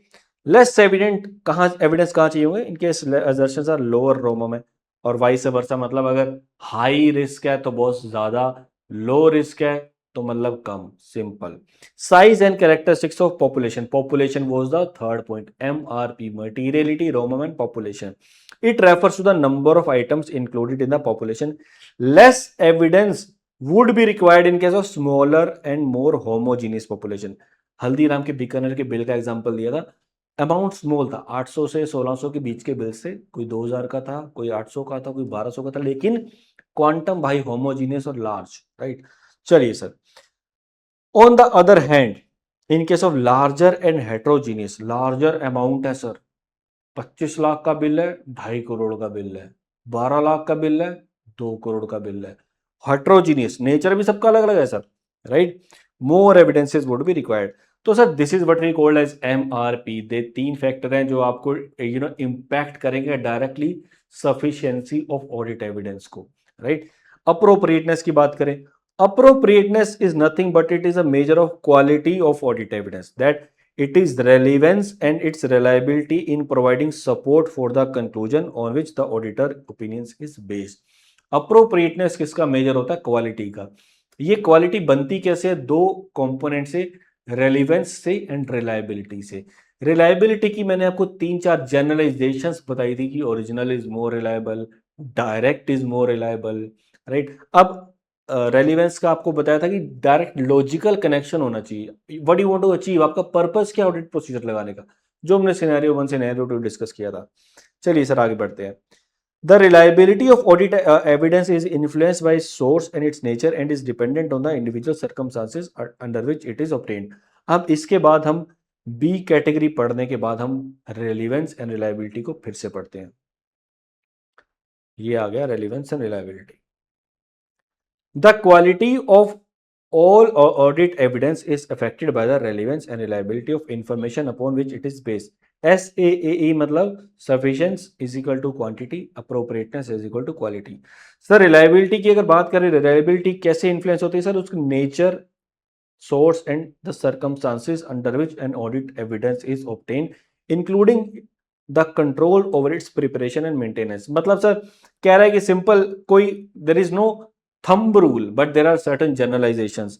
generalizations का मतलब general assumptions, मतलब reliability of audit evidence is increased when it is obtained from independent sources outside the entity। मतलब जैसे bank, जैसे supplier, right, third party confirmations example है इसका।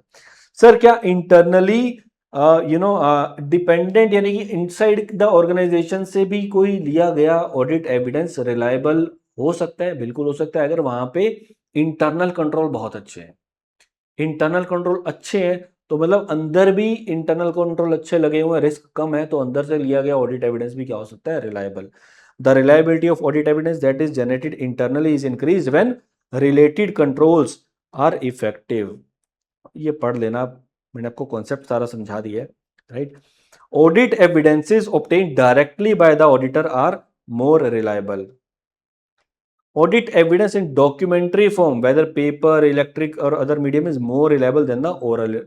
The audit evidence is provided by the original document is more reliable than the photocopies or fax और simple वही है भी यार, ये क्या पढ़ाने वाली बात है यार, रीड करो, मजेदार, सारा कॉन्सेप्ट समझा दिया तुम्हें। अभी इसमें कुछ नहीं है, ओरिजिनल फोटोकॉपी थोड़ी समझाऊंगा बैठ के, इंटरनल एक्सटर्नल क्या समझाऊंगा बैठ के, पता है तुम्हें? ओरल और डॉक्यूमेंट में से क्या बेटर? डॉक्यूमेंट। इनसाइड आउटसाइड में से क्या बेटर? आउटसाइड। डायरेक्ट इनडायरेक्ट में से क्या बेटर? Direct, right. चलो जी, रेलिवेंस क्या होती है sir? Relevance deals with the logical connection with the purpose of the audit procedure and where appropriate assertion under consideration. मतलब लॉजिकल कनेक्शन अगर है तो वो रेलिवेंट है, इलॉजिकल कनेक्शन है, कोई कनेक्शन ही नहीं है, तो that will not be considered as relevant audit evidence. It is affected by the direction of testing, वही जो हमने सिनेरियो 1 सिनेरियो 2 दिया था। अब नीचे एग्जांपल दिया हुआ, वही दिया हुआ है, ओवर स्टेटमेंट का, अंडर स्टेटमेंट का, सेम, बस आपको रीड करना है, जो एग्जांपल आपको करवाया था ये बुक में एग्जैक्टली वही का वही लिखा हुआ है, सेम। अब कॉन्सेप्ट नंबर 1.4 बताता है कि ऑडिट प्रोसीजर्स कौन कौन से परफॉर्म कर रहे हैं टू ऑब्टेन ऑडिट एविडेंसेस। अबे इसमें कुछ नया नहीं है, वही 315 330 वाला है।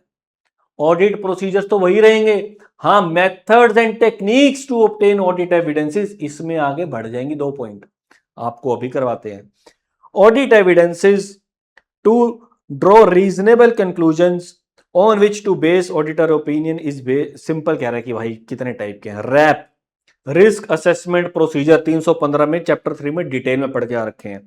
फर्दर ऑडिट प्रोसीजर 330 में, फर्दर ऑडिट प्रोसीजर भाई compliance procedure, substantive procedure, substantive में आगे 3 थे, right, TOC, TOD, analytical procedure. 315 330 अगर आपको अच्छे से आता है, दिस इज एग्जैक्ट क्या है, सेम, ये मैंने लिख भी रखा है, कुछ नया नहीं है इसमें, सिंपल मैंने आपके रेफरेंस के लिए डाला है। अब सर बात ये है कि methods, techniques, how to obtain audit evidence और audit procedures to obtain audit evidence can include ABC 1 2 3 4 5 6 7। Sir क्या ये कॉन्सेप्ट क्या है सर, ये बहुत कंफ्यूजन वाला है, बच्चों को बहुत कंफ्यूजन होती है, इसलिए मैंने इसका एक रामबाण निकाला है। लेट मी शो यू, क्योंकि when you know study same concept multiple times ना, तो ये प्रॉब्लम्स आती हैं। अब कॉन्सेप्ट क्या है sir, concept is very simple. सबसे पहले एग्जाम में क्वेश्चन आएगा, कंफ्यूज मत होना। They can ask you audit procedures to obtain audit evidence, audit procedures to obtain audit evidence, audit evidences obtain करने के लिए क्या क्या ऑडिट प्रोसीजर्स हम लगा सकते हैं। They may ask you methods to obtain audit evidence, they may ask you techniques to obtain audit evidence, and they may ask you open question how to obtain audit evidence. अब बच्चा पढ़ के क्या जाता है, मेथड्स और techniques. अब वो क्वेश्चन ऐसे फ्रेम करता है, वो सोचता है कि यार कुछ नया ही आ गया है, कंफ्यूजन होती है एग्जाम में जाके। बच्चा पढ़ के जाता है how to obtain audit evidence, वो पूछ लेते हैं टेक्निक्स। वो बच्चा टेक्निक्स पढ़ के जाता है, वो पूछ लेते हैं methods. Concept is very simple, ये चारों को पढ़ के देखो, एक ही है, इसमें कुछ नया नहीं है, एक ही है। ऑडिट एविडेंस कैसे ऑब्टेन करें, हाउ टू ऑब्टेन, क्या क्या ऑडिट प्रोसीजर लगाएं, मेथड्स, टेक्निक्स, एक ही है ये चारों। मैंने चारों को इसीलिए ही कंसोलिडेट कर दिया ताकि आगे जाके तुम्हें क्या ना हो, कंफ्यूजन। ये तुम्हारी कंफ्यूजन का एडवांस में क्या कर दिया गया, इलाज। अब सर टोटल 6 टेक्निक्स हैं, 6 मेथड्स हैं। इंक्वायरी, क्या है sir, inquiry, observation, inspection and analytical procedure. लेकिन ये चारों के चारों मेथड्स एंड टेक्निक्स ऐसे 315 में भी ऑलरेडी आप पढ़ के आ चुके हो, चारों। रैप याद करो 315 में ये वही है सर। एक्सटर्नल कंफर्मेशन 505 पूरा स्टैंडर्ड इस पे फोकस्ड है sir. रिकंप्यूटेशन RC and re performance is RP. रिकंप्यूटेशन and re performance, अगर आप 505 पढ़ चुके हो, 315 पढ़ चुके हो, तो आपके लिए यहां पे सिर्फ 2 पॉइंट बचे हैं नए पढ़ने वाले। ये inquiry, inspection, observation, AP, analytical procedure already 3 में पढ़ के आ चुके हो 315 में। यहां पे ऐसे 505 में ईसी भी पढ़ चुके हैं। तो मैंने ना 3-4 कॉन्सेप्ट को मिला के आपको ये सिर्फ और सिर्फ कंक्लूजन बताया। Majority of the students are not clear. वो टेक्निक्स आ गया, वो मेथड पढ़ के गए तो वो कंफ्यूज हो जाएंगे। वो मेथड टेक्निक्स पढ़ के गए, उसने ऑडिट प्रोसीजर वर्ड यूज कर लिया टू ऑब्टेन ऑडिट एविडेंस, वो कंफ्यूज हो जाएंगे। हाउ टू ऑब्टेन में तो वो पहुंच ही नहीं पाएंगे। अब बच्चा जब खुद पढ़ता है ना, देखो ये कंफ्यूजन होती है एग्जाम में जाके। बच्चा जब खुद पढ़ता है ना, वो यार ये पढ़ते हुए सोचेगा यार पहले पढ़ा हुआ है कहीं, कहाँ आया था। तो point is very clear, there are total 1 2 3 4 5 6 7 points. 7 के 7 में से 5 आप ऑलरेडी पढ़ चुके हो। चैप्टर 3 315 में चारों पॉइंट्स आपने डिटेल में पढ़े थे, 505 में ये पढ़ा था। Now what we will do, we will study all these 7 methods techniques again, क्योंकि बहुत सारे बच्चे यूट्यूब पे देख रहे होंगे, they may are not be aware about 315 क्या है और 505 क्या है। Let's move ahead. Sir inquiry क्या होती है? What do you mean by inquiry? जब आप प्रैक्टिकली ऑडिट पे ग्राउंड पे जाते हो ना, सबसे पहले आप यही करते हो, मैनेजमेंट के साथ बैठ के finance head, purchase head, sales head, department heads के साथ बैठ के डिस्कशंस करते हो कि वो प्रोसेस कैसे परफॉर्म होता है एक ऑर्गेनाइजेशन के अंदर। तो जिससे भी आप इंक्वायर कर रहे हो, first of all it has to be knowledgeable person.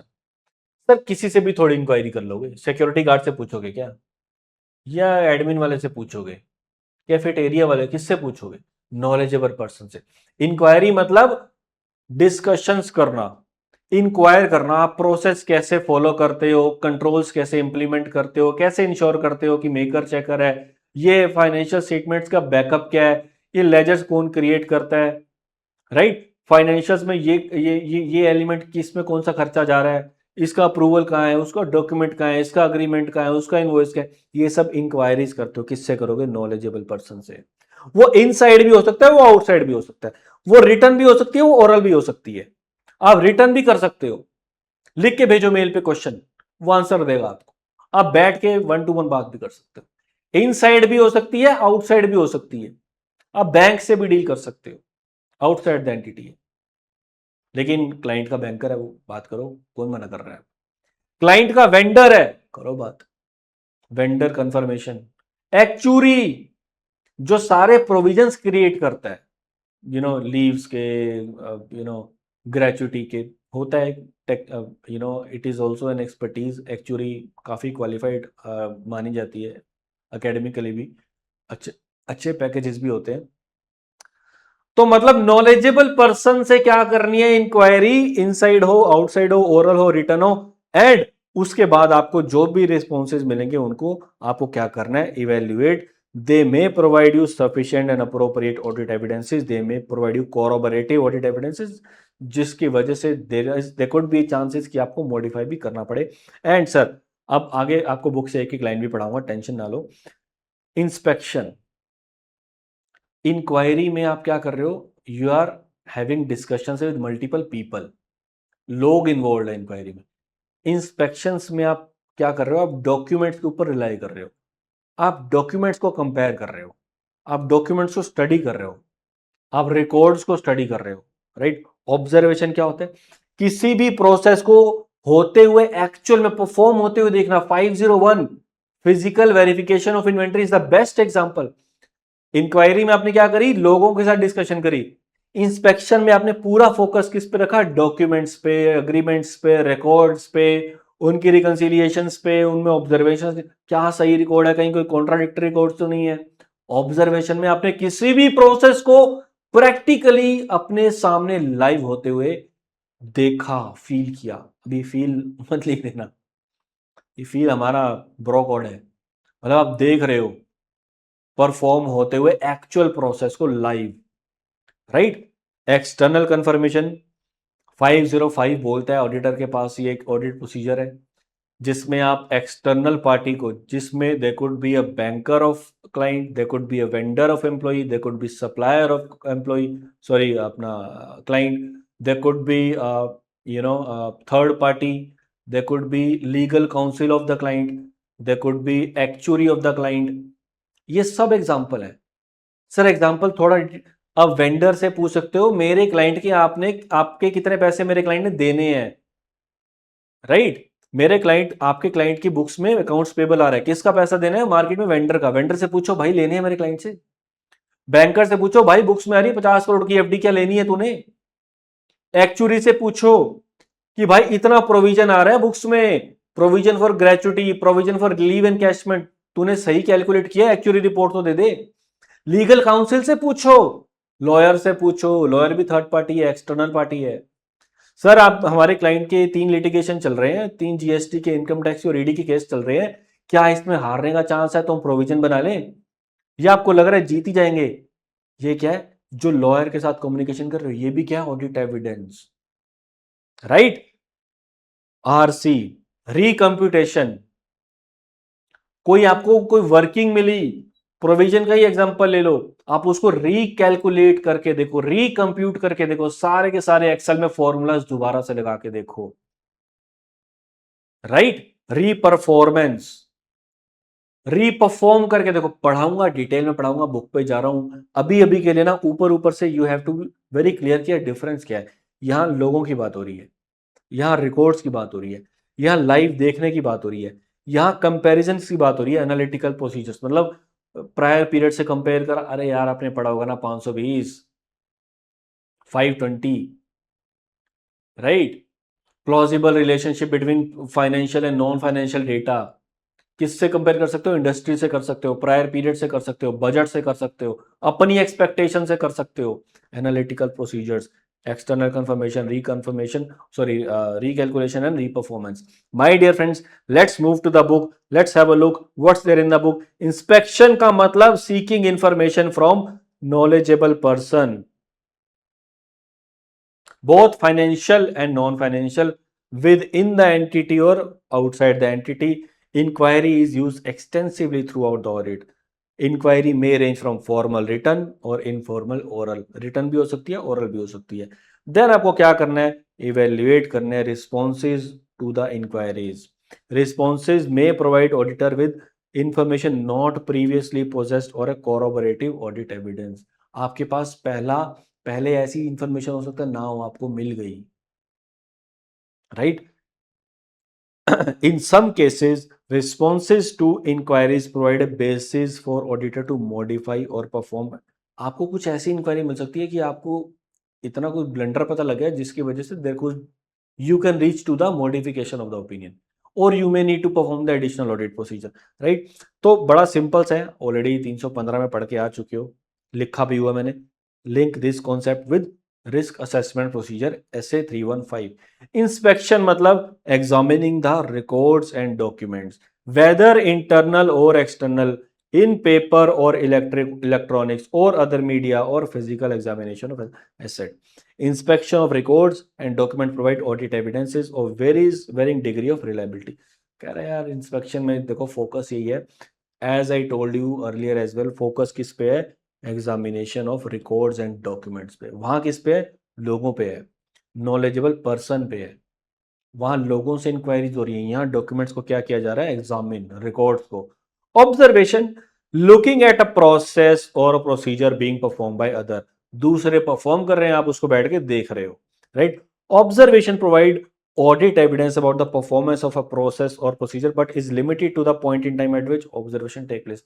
आप हर टाइम नहीं कर सकते, आपको किसी को प्रोसेस करते हुए देखना है तो उसके लिए there are defined certain timeline, जैसे फिजिकल वेरिफिकेशन ऑफ इन्वेंट्री, आप हर रोज तो कंपनी नहीं कर रही, आपको एक ही दिन मिला 31 मार्च ही होते हैं, 1 अप्रैल होता है मैक्स, आप उसी दिन जाके करते हो, राइट। तो it is limited to a point in time, मतलब आप every time it is not available, आपको उसके हिसाब से आपको पॉइंट इन टाइम आपको सेलेक्ट करना पड़ेगा।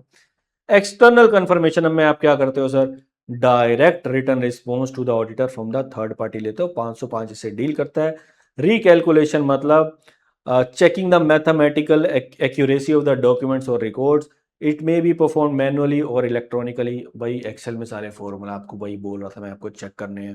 Reperformance, auditors independent execution of procedure or controls that were originally performed as part of entities internal, reperforming the bank reconciliation statement, reperforming the aging of accounts receivable, accounts payable। आप कोई भी process है ना, जैसे bank reconciliation एक process है जो client जो है वो हर हफ्ते करता है, हर महीने करता है, डेली भी कुछ कंपनीज करती हैं, तो कह रहा है कि आप रीपरफॉर्म करके देखो पूरा प्रोसेस। क्लाइंट ने एक वर्किंग बनाई प्रोविजंस की, आप उसको पूरा खुद से करके देखो, परफॉर्म करो। This is also one of the method और technique to obtain audit evidence. Analytical procedure, plausible relationship between financial and non financial data, आप ऑलरेडी 520 में पढ़ के आते हो, राइट। अभी क्योंकि ये देखो यार, ये अभी ना बहुत ज्यादा रेगुलर बैच वाली फील में तुम्हें नहीं दे सकता क्योंकि ये रिविजनरी लेक्चर है, right. Analytical procedure also encompasses investigation of identified fluctuation, मतलब जो फ्लक्चुएशन हो रही हैं उनको भी आप क्या करोगे, आइडेंटिफाई करोगे। चलो सर, इनकंसिस्टेंसी और doubts over reliability of audit evidence. आपको कुछ इनकंसिस्टेंसी मिल गई, एक रिकॉर्ड कुछ कह रहा था, इंक्वायरी कुछ कह रही थी, थर्ड पार्टी से कंफर्मेशन किया तो कुछ और ही मिला।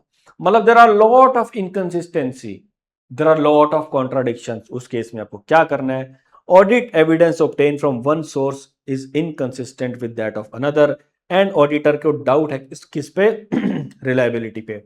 The auditor shall determine what modifications or additions to the audit procedure are necessary।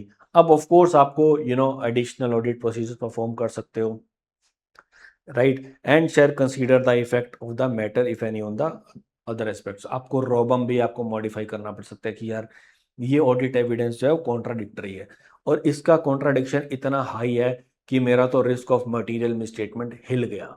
मैं तो पहले सोच रहा था बहुत लो है, बट रिस्क बहुत क्या है, हाई है। आपको एडिशनल ऑडिट प्रोसीजर्स भी क्या करने पड़ सकते हैं, परफॉर्म। ऐसे 230 रिक्वायर्स स्पेशल डॉक्यूमेंटेशन रिक्वायरमेंट। अबे यार इसको क्या हो गया, पेंसिल इज नॉट वर्किंग, अच्छा चल गई। सिंपल है, फटाफट से रीड करो ये सारे के सारे point. I will give you 3 minutes may be. मैं इतना पानी पी लेता हूँ। इंक्वायरी रीड करो सबसे पहले।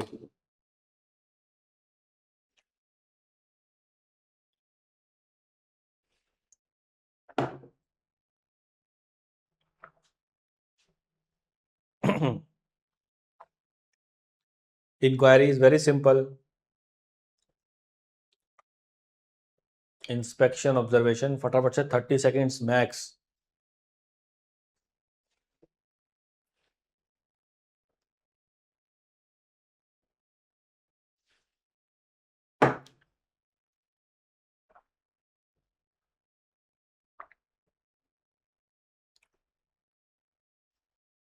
एक्सटर्नल कंफर्मेशन अगर आपने नहीं पढ़ा तो आप इसको सिंपल नोट डालो, ऐसे 505 में पढ़ेंगे। रीकैलकुलेशन पढ़ लेना जरूर, रीपरफॉर्मेंस भी पढ़ लेना जरूर।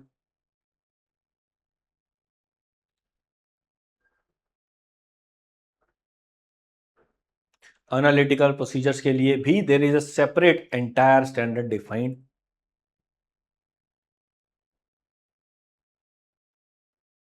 इनकंसिस्टेंसी भी पढ़ लीजिए जरूर, it will hardly take 30 seconds.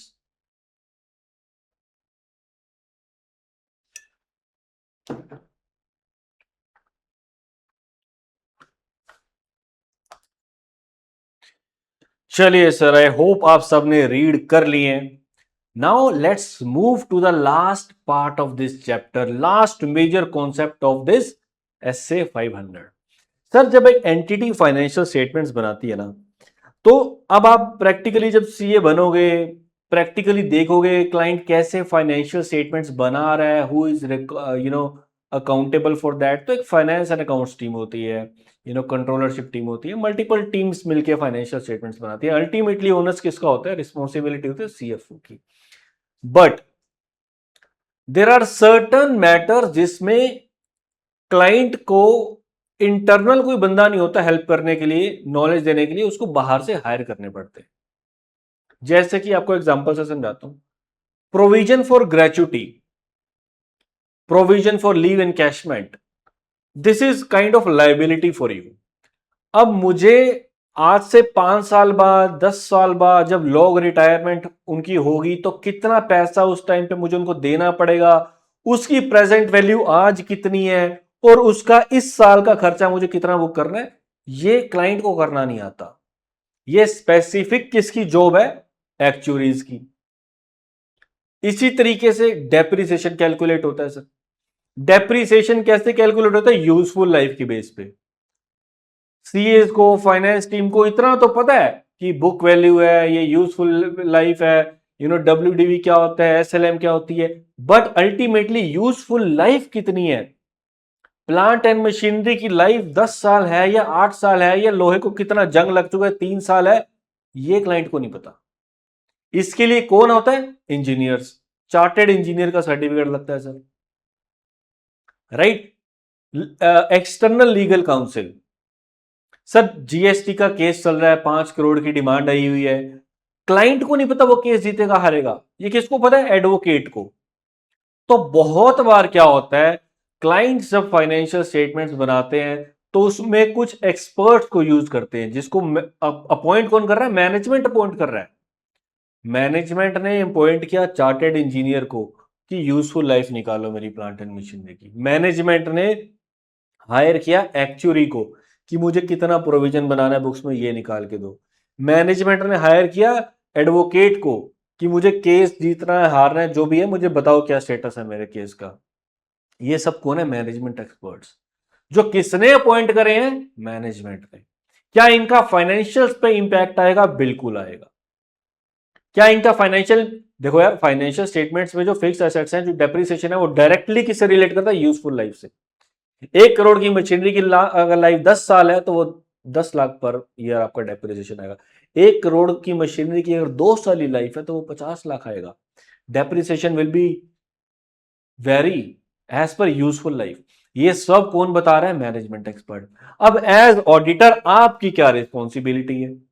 या तो आप मैनेजमेंट एक्सपर्ट के नाम पे उसका काम सीधा सीधा एक्सेप्ट कर लो। मैनेजमेंट ने एक्सपर्ट ने लिख के दे दिया लाइफ 10 साल है, आपने मान ली।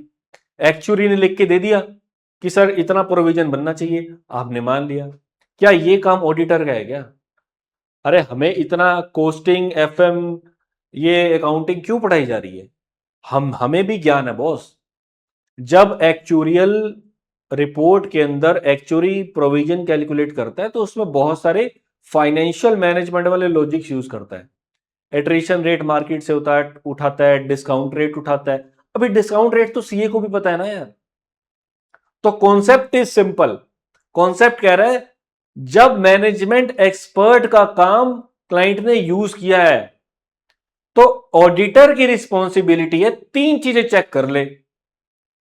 पहला, मैनेजमेंट एक्सपर्ट को चेक कर ले, उसकी कॉम्पिटेंस, मतलब उसके बारे में ए टू जेड देख ले कि वो बंदा पढ़ा लिखा है, उसकी कॉम्पिटेंस है, उसकी कैपेबिलिटीज है, उसकी टेक्निकल अचीवमेंट्स क्या है, उसकी प्रोफेशनल डिग्री उसके पास है। ये सब पहला क्या है? एक्सपर्ट को जानो। दूसरा, एक्सपर्ट के काम की अंडरस्टैंडिंग लो कि ठीक है हमने चेक कर लिया जो एक्चुरी ने प्रोविजन फॉर ग्रेचुटी बना के दिया वो एक्चुरी क्वालिफाइड है, प्रोफेशनली क्वालिफाइड है, वो कॉम्पिटेंट है, वो केपेबल है, उसको एक्सपीरियंस है, उसका शहर में बहुत नाम है, हमने भी उसका नाम सुना हुआ है।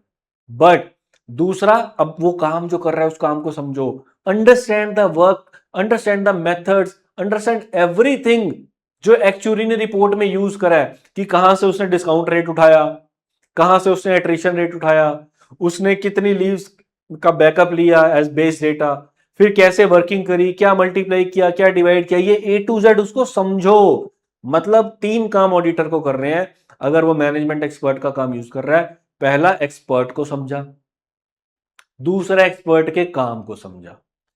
तीसरा, एक्सपर्ट के ने जो काम किया गया है वो आपके लिए कितना रेलिवेंट है, कितना रिलायबल है, कितना वो अप्रोप्रिएट है फॉर ड्राइविंग योर कंक्लूजन्स। पहला, एक्सपर्ट का समझो, एक्सपर्ट की कैपेबिलिटीज, कॉम्पिटेंस, प्रोफेशनल अचीवमेंट्स और क्वालिफिकेशन, एवरीथिंग। दूसरा, उसके काम को समझो, डिस्काउंट रेट एक्चुअली कहां से उठा रहा है, यानी कि वो प्रोफेशनल स्टैंडर्ड्स कौन से यूज कर रहा है। जैसे हमारे लिए अकाउंटिंग स्टैंडर्ड प्रोफेशनल स्टैंडर्ड्स हैं, टेक्निकल स्टैंडर्ड्स हैं, एक्चुअलीज के लिए कुछ और हो सकते हैं, चार्टर्ड इंजीनियर्स के लिए कुछ और हो सकते हैं, टेक्निकल गाइडेंस, मेथड्स, राइट। तीसरा, वो काम जो उसने किया है वो हमारे लिए कैसे रेलिवेंट है, हम उसको कैसे अप्रोप्रिएट मान ले, हमारे लिए क्या उसकी अप्रोप्रिएटनेस है। बस ये 3 काम करने हैं। Now let's move to the concept number 1.7। मैं आपको पढ़वा रहा हूं बुक से ही। कॉन्सेप्ट ऑफ मैनेजमेंट एक्सपर्ट क्या कहता है? If an entity has employed और engaged experts the auditor may rely, पहले कह रहे हैं रिलाई कर सकते हैं, कोई दिक्कत नहीं है सर, रिलाई करो, on the works of the expert provided he is satisfied that sufficient and appropriate audit evidence SAAE is obtained with reasonable assurance to form opinion on the, उसको कर लो रिलाई, बट उससे related sufficient and appropriate audit evidences आपके पास होने जरूरी है। अब वो कैसे होंगे? Sir, evaluate the competence, capabilities and objectivity of that expert, expert को समझो, right. Whether the expert is employed by the entity और एंगेज्ड, एम्प्लॉयड और एंगेज्ड में क्या फर्क है? सर एम्प्लॉयड मतलब मेरा एम्प्लॉयर एम्प्लॉय रिलेशनशिप है, मुझे सैलरी मिलती है। अगर मैंने ओपिनियन कंपनी के फेवर में ना दिया तो मेरी तो बोनस इंसेंटिव नौकरी गई। लेकिन अगर मैं एंगेज हूं तो मैं एक इंडिपेंडेंट पार्टी हूं, मैं अपना ओपिनियन रख सकता हूं। जैसे ऑडिटर कभी भी एम्प्लॉयड नहीं होता, एंगेज होता है, हम इंडिपेंडेंट होते हैं, राइट। तो अगर एम्प्लॉयड है तो मैं उसके काम पे कम रिलाई करूंगा मैनेजमेंट एक्सपर्ट के, बट अगर एंगेज है, third party as a contractor काम कर रहा है, तो आई कैन रिलाई।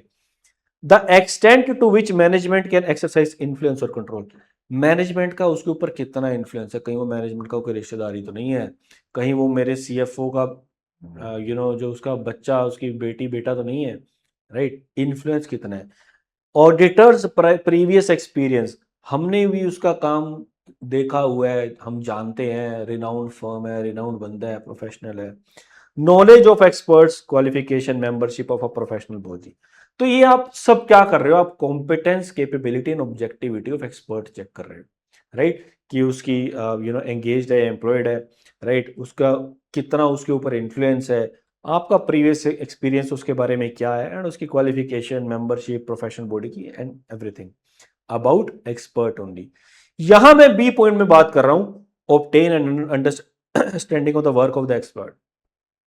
वहां मैं एक्सपर्ट की बात कर रहा हूं, मैं यहां किसकी बात कर रहा हूं, वर्क ऑफ दैट एक्सपर्ट, उसके काम की।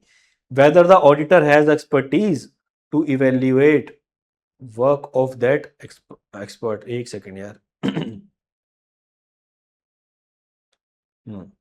whether the auditor has expertise to evaluate the work of that expert, whether any professional or other standards regulatory क्या वो अप्लाई होती हैं, वो होती हैं यार। एक्चुअल हर प्रोफेशनल के कुछ स्टैंडर्ड होते हैं, सिर्फ सीए में नहीं होता है ऐसा, इंजीनियर्स के भी होते हैं, एक्चुअलीज के भी होते हैं।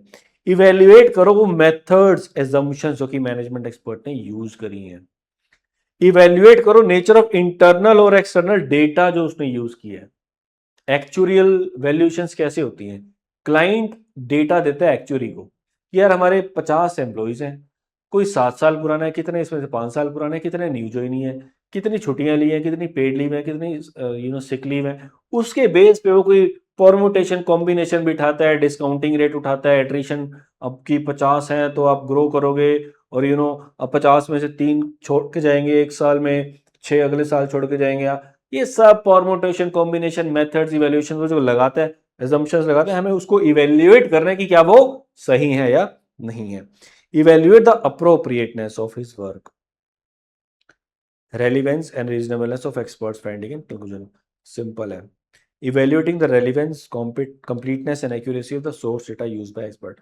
तो पहले में बड़ा सिंपल है, हमने क्या किया, एक्सपर्ट को जाना, evaluate competence, capability and objectivity of the expert. यहाँ एक्सपर्ट की बात हो रही है, किसकी, एक्सपर्ट की। यहाँ उसके काम की बात हो रही है। यहाँ appropriateness of his work as audit evidence. Appropriateness मतलब क्वालिटी, मतलब रिलायबिलिटी एंड रेलिवेंस, उसी की बात हो रही है सर। वेरी सिंपल कॉन्सेप्ट, आप इसको रीड कर सकते हैं फटाफट से। I will give you max 30 seconds to read this, फटाफट से read it out.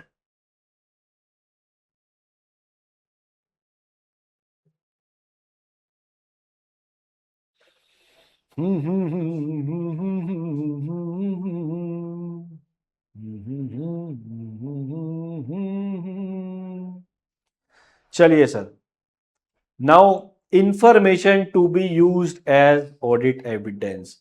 When information to be used as audit evidence, एक second, when information to be used as audit evidence has been prepared using the work of expert यानी कि management expert, the NTE of audit procedures may be affected by such matter। कह रहा है कि ठीक है, अब मैनेजमेंट एक्सपर्ट का काम आप यूज कर रहे हो, अब आपको कॉम्पिटेंस कैपेबिलिटी चेक करनी है एक्सपर्ट की, ऑब्जेक्टिविटी, देन उसके काम की आपको चेक करना है, अंडरस्टैंडिंग लेनी है, देन उसकी अप्रोप्रिएटनेस। अब ये जो जो आपके ऑडिट प्रोसीजर्स है ना, उनकी nature, timing and extent depend करती है कुछ मैटर्स पे। फिर से सुनो, स्टैंडर्ड कह रहा है कि आप मैनेजमेंट एक्सपर्ट के काम पर रिलाई कर लो। सबसे पहला पहला पॉइंट, आप रिलाई कर लो। प्रोवाइडेड आप उससे related sufficient and appropriate audit evidences ले लो। अब ये लेने के क्या है, 3 ऑडिट प्रोसीजर है। सबसे पहले स्टैंडर्ड बोल रहा है कि यार आप एक्सपर्ट को जानो, उसकी कॉम्पिटेंस, उसकी कैपेबिलिटी, उसकी ऑब्जेक्टिविटी। ए पॉइंट ये बात करता है। बी कहता है कि यार आप उसके काम को जानो, उसके मेथड्स, टेक्निक्स, असम्पशंस, ये सब जानो। सी कहता है कि उसके कंक्लूजन आपके ऑडिट एविडेंस बनने के लिए क्या अप्रोप्रिएट भी हैं, आप इसकी भी अंडरस्टैंडिंग लो। अब नेक्स्ट कॉन्सेप्ट क्या कह रहा है कि जो ये आप सब कर रहे हो ना, जितने भी आप ऑडिट प्रोसीजर लगा रहे हो, ये कुछ फैक्टर्स पे, इनका नेचर, टाइमिंग एंड एक्सटेंट जो है, कुछ फैक्टर्स पे, कुछ मैटर्स पे डिपेंड करता है कि आपको कितने ऑडिट प्रोसीजर लगाने हैं। नेचर, टाइमिंग एंड एक्सटेंट बढ़ाना है या घटाना है। कहता कि अगर मैटर बहुत कॉम्प्लेक्स है, जैसे कि एक्चुअली चार्टर्ड इंजीनियर का certificate useful life of asset से रिलेटेड कॉम्प्लेक्स है सर, बढ़ा दो। सर रिस्क बहुत ज्यादा है उस एरिया में, एनटीई ऑफ ऑडिट प्रोसीजर बढ़ा दो। Sir management expert is employed by the ये एंटिटी और it's a party engage, employed और एंगेज। अगर एम्प्लॉयड है तो आप nature, timing and extent of audit procedure बढ़ा दो, क्योंकि वो हमेशा क्या होएगा, बायस्ड, क्योंकि वो क्या है, एम्प्लॉयड। अगर एंगेज्ड है, थर्ड पार्टी की तरीके से काम कर रहे हैं, तो आप अपने ऑडिट प्रोसीजर का एनटीई कम भी कर सकते हो, क्योंकि you can rely more since he और she is an independent party. Sir whether experts का जो मैनेजमेंट एक्सपर्ट है subject to technical performance standard, ये आप पढ़ चुके हो पहले। The availability of alternate source of audit evidence, अगर आपको ऑलरेडी ऑल्टरनेट सोर्स मिल गया तो आप ये इनका एनटीई कम कर सकते हो, but if this is the only source of your evidence, आपको एनटीई बढ़ाने पड़ेंगे। सर इसकी मेमोरी टेक्निक दे दो, लो जी।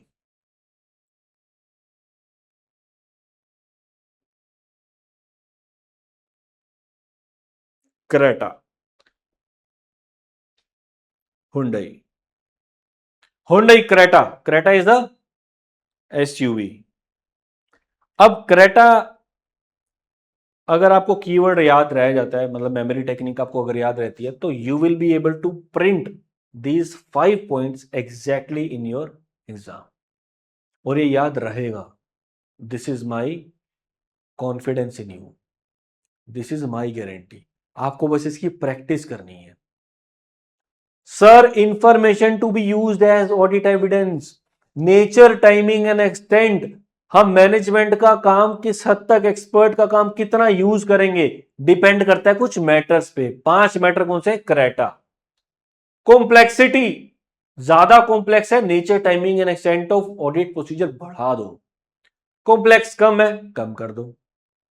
रिस्क ऑफ मटेरियल मिसस्टेटमेंट ज्यादा है, एनटीई बढ़ा दो, अदरवाइज कम कर दो।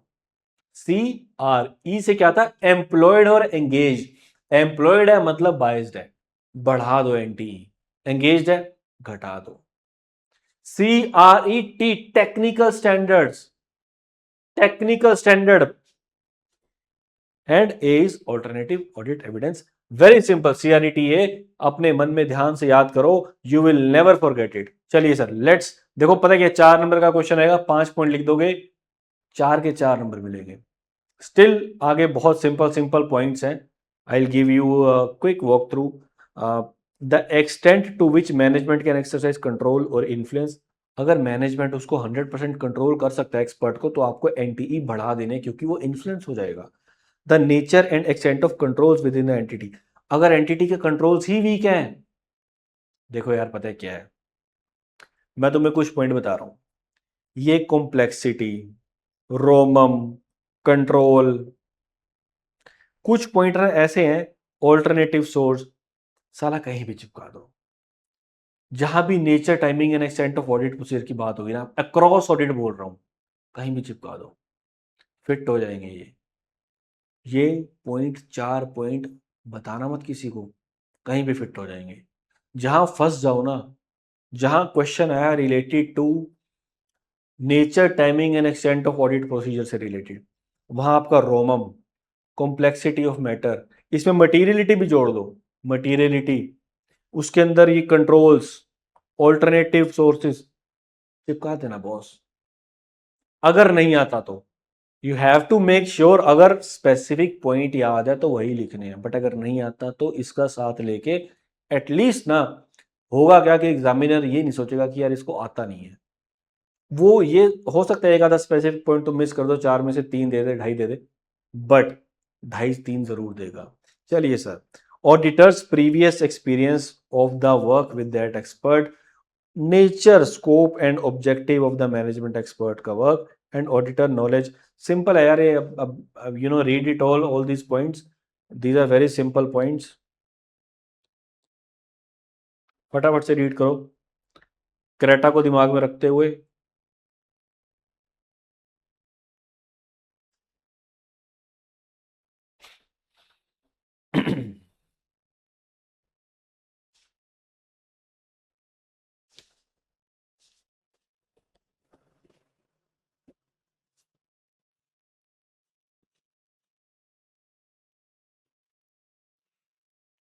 जल्दी से फटाफट से रीड करें all these points.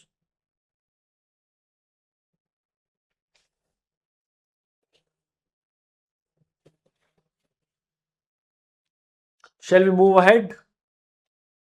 Standard is almost closed. एक रास्ता है जिंदगी। चलो जी, आगे छोटा सा नोट है। When using information produced by the entity, the auditor shall evaluate whether information is sufficiently reliable for the auditor's purpose including as necessary in the circumstances. कह रहे हैं कि यार जब भी इंफॉर्मेशन लो, आप इवेल्युएट कर लो कि क्या वो इंफॉर्मेशन रिलायबल है हमारे ऑडिट के पर्पस से, including as necessary in the circumstances obtaining audit evidences with accuracy completeness. जब भी इंफॉर्मेशन क्लाइंट देता है ना, सबसे पहले प्रैक्टिकली हम चेक भी यही करते हैं, उसकी एक्यूरेसी, उसकी कंप्लीटनेस की, क्या ये रिलायबल इंफॉर्मेशन भी है, क्योंकि अल्टीमेटली हम उस पर सारे प्रोसीजर्स लगाने होते हैं। प्रॉब्लम ये है कि अगर वो रिलायबल नहीं है, वो कंप्लीट नहीं है, इनकम्प्लीट है, वो इनएक्यूरेट है, हमारा टाइम वेस्ट होता है उससे।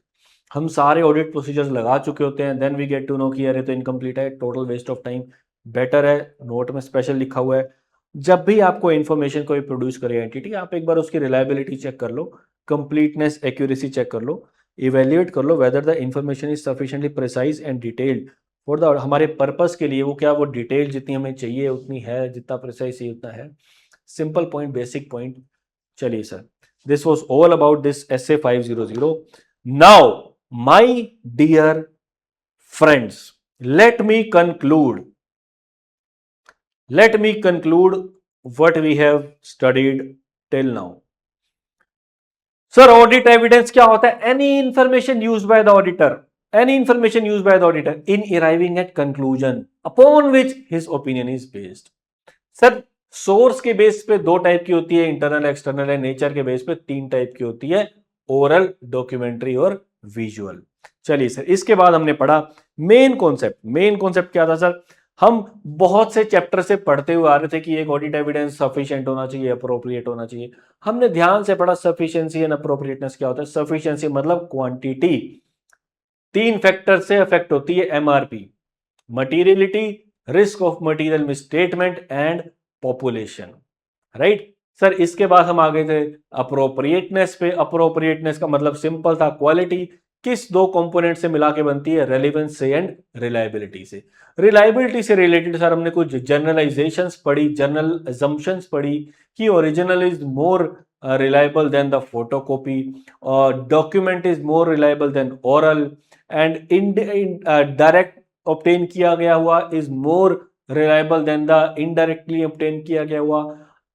you know, inside the entity से ज्यादा reliable क्या outside the entity, but कुछ केसेस में इनसाइड द एंटिटी वाला ऑडिट एविडेंस भी मोर रिलायबल हो सकता है अगर इंटरनल कंट्रोल काफी अच्छे लगा रखे हैं। रेलिवेंस की सर बात करें तो एक लॉजिकल कनेक्शन होना चाहिए, किससे? आपके पर्पस ऑफ ऑडिट। आप जिस डायरेक्शन में टेस्टिंग कर रहे हो, जिस डायरेक्शन में आप ऑडिट प्रोसीजर परफॉर्म कर रहे हो, उससे उस प्रोसीजर का लॉजिकल कनेक्शन होना चाहिए। हमने 2 एग्जांपल भी पढ़े थे, ओवर स्टेटमेंट का और अंडर स्टेटमेंट का। This was all about sufficiency and appropriateness of audit evidence. Now इसके बाद हमने पढ़ी कुछ टेक्निक्स, कुछ methods, how to obtain methods to obtain audit evidences, techniques to obtain audit evidences, audit procedures you will perform to obtain audit evidences, सबका मतलब एक ही था। 7 पॉइंट थे जिसमें से 4 कहां से आ रहे थे? 315 से। जैसे कि इंक्वायरी, लोगों से बात करनी है, नॉलेजेबल पर्सन से, इनसाइड हो आउटसाइड हो, इंक्वायरी ओरल भी हो सकती है, रिटर्न भी हो सकती है। इंस्पेक्शन में लोग नहीं थे, पर्सन नहीं थे, एग्जामिन कर रहे थे रिकॉर्ड्स को, डॉक्यूमेंटेशंस को, राइट। उसके बाद ऑब्जर्वेशन में क्या कर रहे थे? एक प्रोसेस को परफॉर्म करते हुए देख रहे थे, ऑब्जर्व कर रहे थे। एनालिटिकल प्रोसीजर, ऐसे 520 520 520 क्या करते हैं? इसमें कंपैरिजन ड्रॉ करते हैं, प्लॉजिबल रिलेशनशिप डेवलप करके financial and non financial data को कंपेयर करते हैं, प्लॉजिबल रिलेशनशिप डेवलप करने के बाद। एग्जाम्पल 520 में बहुत सारे हैं। किससे कंपेयर करोगे? प्रीवियस ईयर से कर सकते हो, इंडस्ट्री डेटा से कर सकते हो, बजट से कर सकते हो, खुद की एक्सपेक्टेशन से कर सकते हो, मैनेजमेंट की एक्सपेक्टेशन, बहुत से कंपैरिजन 520 में दिए हुए हैं, जाके पढ़ेंगे। Inquiry is done, inspection is done, observation is done and AP is done. ये चारों क्या थे? रैप थे, रैप का पार्ट थे जो हम करते हैं 315 में। इसके बाद SA 505 is external confirmation. This is also one of the method और टेक्निक और audit procedure to obtain audit evidence. इसके अलावा इस चैप्टर ने हमें 2 नए मेथड दिए, रीकैलकुलेशन एंड रीपरफॉर्मेंस। रीकैलकुलेशन जनरली फोकस करता है कि इसमें मैथमेटिकल एक्यूरेसी चेक करने पे, एंड रीपरफॉर्मेंस बोलता है कि यार आप पूरे प्रोसीजर को ना फिर से परफॉर्म करके देखो। तो these were the 7 methods techniques to obtain audit evidence. इसके बाद सर हमने एक कॉन्सेप्ट पढ़ा जो था मैनेजमेंट एक्सपर्ट से रिलेटेड। मैनेजमेंट एक्सपर्ट कौन होता है सर? मैनेजमेंट का ही अपॉइंट किया हुआ थर्ड पर्सन होता है, जो कुछ स्पेसिफिक टेक्निकल स्किल्स जहां चाहिए होती है मैनेजमेंट के पास नहीं होती, तो वो क्या कर लेती है? मैनेजमेंट थर्ड पार्टी हायर कर लेती है। एग्जांपल इसका एक्चुरीज, चार्टेड इंजीनियर्स, लॉयर्स, क्योंकि इनकी एक्सपर्टीज मैनेजमेंट के पास नहीं है। तो क्या ऑडिटर मैनेजमेंट एक्सपर्ट के काम पे रिलाई कर सकता है? यस माय डियर फ्रेंड, बिल्कुल कर सकता है, प्रोवाइडेड वो 3 काम जरूर कर ले। किस लिए? Sufficient and appropriate audit evidence collect करने के लिए। पहला, एक्सपर्ट को जानो, एक्सपर्ट की कॉम्पिटेंस, कैपेबिलिटी एंड ऑब्जेक्टिविटी से रिलेटेड आपको अंडरस्टैंडिंग लेनी पड़ेगी।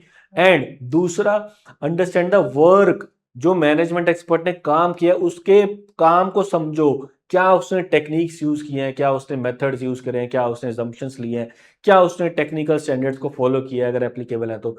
तीसरा, जो मैनेजमेंट एक्सपर्ट ने काम किया है उसकी हमारे लिए, हमारे ऑडिट के ओपिनियन के लिए क्या अप्रोप्रिएटनेस है, इसको इवेल्युएट करो। ये 3 काम इवेल्युएट करने के बाद you can rely on management expert. लेकिन एक कॉन्सेप्ट इसमें और आता है जो बात करता है कि सर ये जो हम ऑडिट प्रोसीजर कर रहे हैं ना मैनेजमेंट एक्सपर्ट से रिलेटेड ABC, इनका NTE भी कुछ मैटर्स पे क्या करेगा? डिपेंड करेगा। वो मैटर्स क्या है सर? करेटा। सी, मैटर की कॉम्प्लेक्सिटी, कॉम्प्लेक्सिटी क्या है? सी से कॉम्प्लेक्सिटी, करेटा, CRETA, कॉम्प्लेक्सिटी, रोमम, कॉम्प्लेक्सिटी, रोमम। तीसरा, एम्प्लॉयड और एंगेज्ड, एम्प्लॉयड और एंगेज। टी से टेक्निकल स्टैंडर्ड्स। देन ए से क्या? कोई ऑल्टरनेट ऑडिट एविडेंस हमारे पास है। इसके अलावा सर कंट्रोल से रिलेटेड एक पॉइंट था, आप ऐड कर सकते हो, 6 लिख सकते हो, 4 नंबर शॉर्ट हो जाएंगे। इसके अलावा nature of work, scope of work, आप 7 पॉइंट भी लिख सकते हो, बस लिखना मत, टाइम वेस्ट होगा। 5 6 लिख दो, 4 में से 4 आपको मिल जाएंगे, 6 नंबर 6 पॉइंट लिखते ही। So my dear friends, this was all about SA 500। हमने अच्छे से रिवाइज कर लिया है। नाउ अगर आपको ये वीडियो अच्छी लगी, feel free to share, subscribe channel, like, comment as you wish. Now this was all from my side. Good night, take care, good luck, bye bye.